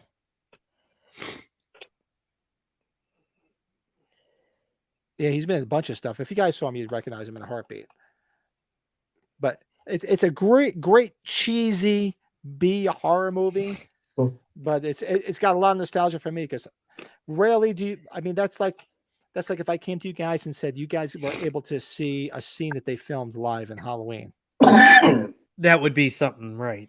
So this is something I can say I saw them film part of this movie. So that's what's cool. No doubt. Michael hitting the banger. Dave knows you. What? Fucking Tom. No, I'm going downstairs. The second we get off this podcast, and I gotta ask April. There's no fucking way she's heard of a fucking Zomcom before, dude. Have you guys seen Better Watch Out? I saw that on Amazon last year. That was a fun movie. I enjoyed that. That was a very twist ending. I know, with the babysitter with the girl. babysitter and that little kid who was a fucking prick. Yeah, and his friend, yeah, and his friend, yeah. Michael, have you seen that? That would be a fun movie to do. Watch along too. I have not seen it yet. So let's do watch. Let's do the past 3 podcasts I've been having a garbage pile. Holy crap! That looks like a beer tree. That's the past 3 podcasts we've done. Oh, so that's so we could do Better Watch Out. We could do Christmas Evil. Christmas Evil. We could do Silent Night, Deadly Night, the first one. We got to do some Zomcoms and Clue. We have all the Christmas related. We have to do Black Christmas. You know what I would like to do? I think it'd be fun. Come on, Gremlins. I would get a kick out of Gremlins. I think that'd be Gremlins. Fun. We should. So you know what? Why don't we start right after Thanksgiving? Because that's pretty much when fucking Christmas season starts. So we can probably fit them all in. So we can do, Better Watch Out. We could do Christmas Evil. We could do Gremlins. We could do Black Christmas. I think right after Christmas, like that's when the physical media Halloween Ends comes out. That's where Michael could get his shit out right before New Year's Eve. Wouldn't that be fun, Michael? Right? With Halloween Ends one more time. One more time.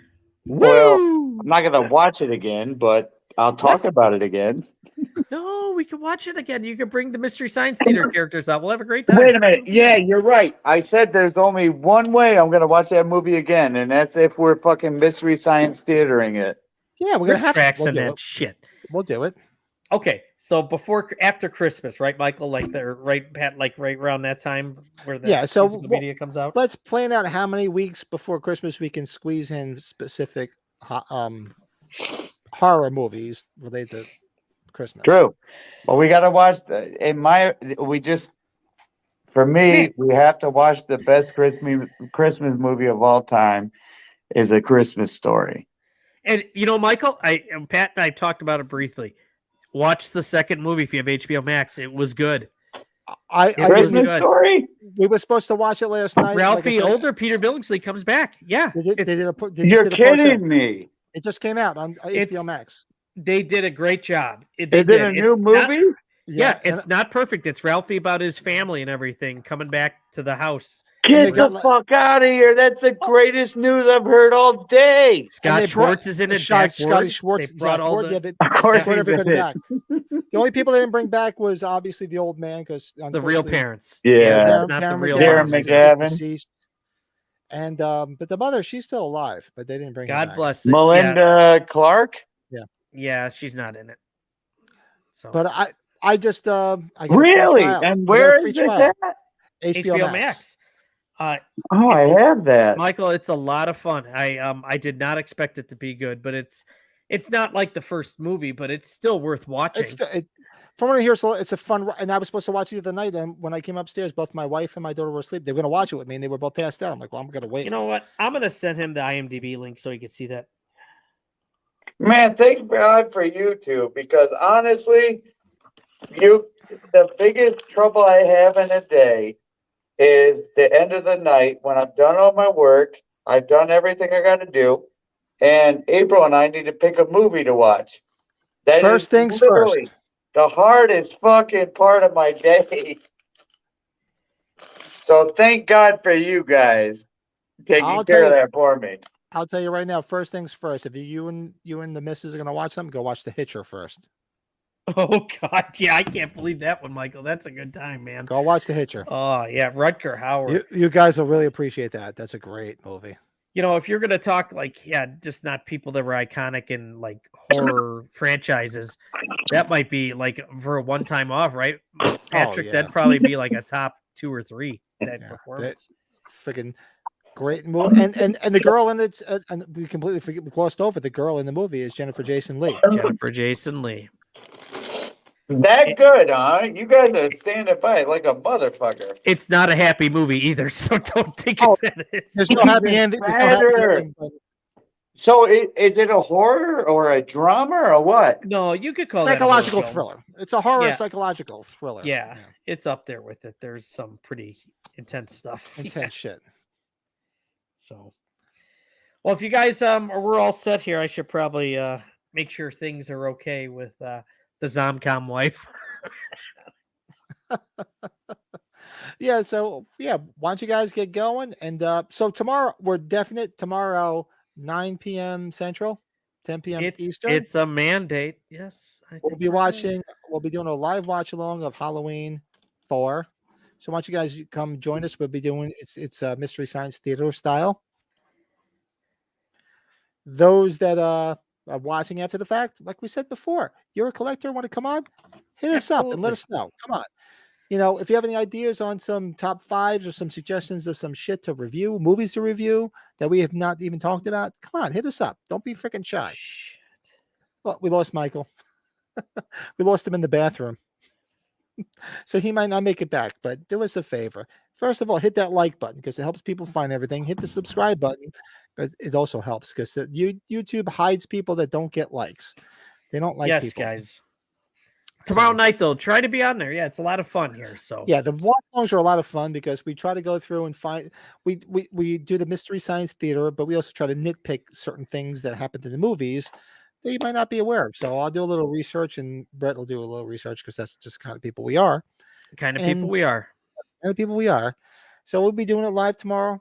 So don't hesitate to join in. Let us know anything. Go over to my YouTube channel too. Go check out that Halloween movie collector.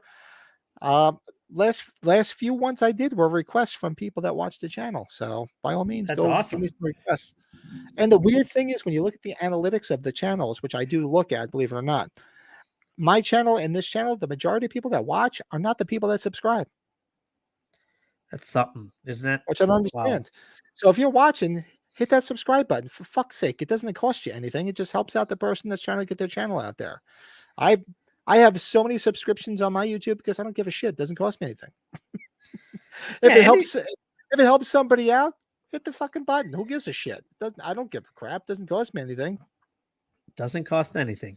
It costs a Nope. fucking dime. Doesn't cost money to look. So I totally get it because I for years I watch YouTube people just like people watch us now doing our thing, and they'd always say get that like, and I'd be like, why? I understand why, because you can't find it otherwise. They bury shit. So now I understand it. So everybody that comes up, I hit like, subscribe, because what the hell do I care? It doesn't cost me anything. If it's going to help that person out, so be it. Yeah, come on, say some comments. Any feedback we'll take. It's great. We need it. All right, so we're gonna go. We'll reconvene. We'll be back tomorrow night, so be sure to come by and watch Halloween 4: The Return of Michael Myers, and we can sit there and make fun of the mask because it's fucking horrible. But we'll get there tomorrow. And we'll talk Bucky. Well, we'll talk about our favorite character of the movie, hands down, the standout of the movie, which is Bucky. Nobody's better than Bucky. Or Dr. Hoffman for me. That's just a Rocky IV thing because it's Michael. Michael could have Bachecki. been thrown from the bus. But hey, Right, so- great time tonight. Yeah. As always. And those that want to hit me up after the fact, I'll be hanging out with a couple of beers after the fact, because that's what I usually do after the podcast. So feel free to reach out. And Michael is gone. I'm sure he would have said goodbye to us. Maybe he dropped his phone in the toilet. We don't know what he did. We'll find it after. Well, maybe he flushed it.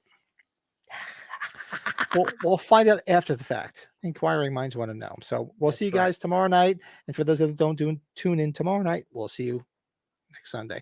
And for Peace. those that we don't talk to between now and Thursday, everybody have a happy Thanksgiving. Yes. Happy Thanksgiving to you. Happy, healthy, and hopefully everybody has enjoys the holiday, and just Rest in- enjoy. Rest Rest in peace, Jim Warburn. Yeah. Absolutely. Rest in peace, Jim Winburn. That kills Tough- me because I Tough just day missed for him. this episode. Yeah, Yeah. I just missed him. And it's the selfish part of me saying, "Damn it, I wanted that signature." But you know what? My heart goes out to his family. Yeah, My Pat bad. was saying it. He told me that in a separate conversation. He's like, "Man, I want to go meet Jim before he's up there in age." And Yeah, what and happened? I missed it. And I missed it. he's gone. So kudos. Everything goes out to his family. It's not the selfish part of me. It's about him and his family. So, but we'll talk to everybody tomorrow night. If we don't talk to you, we'll talk to you next Sunday. If not, Yep. everybody have a happy, healthy Thanksgiving, and we'll talk to you later. Peace.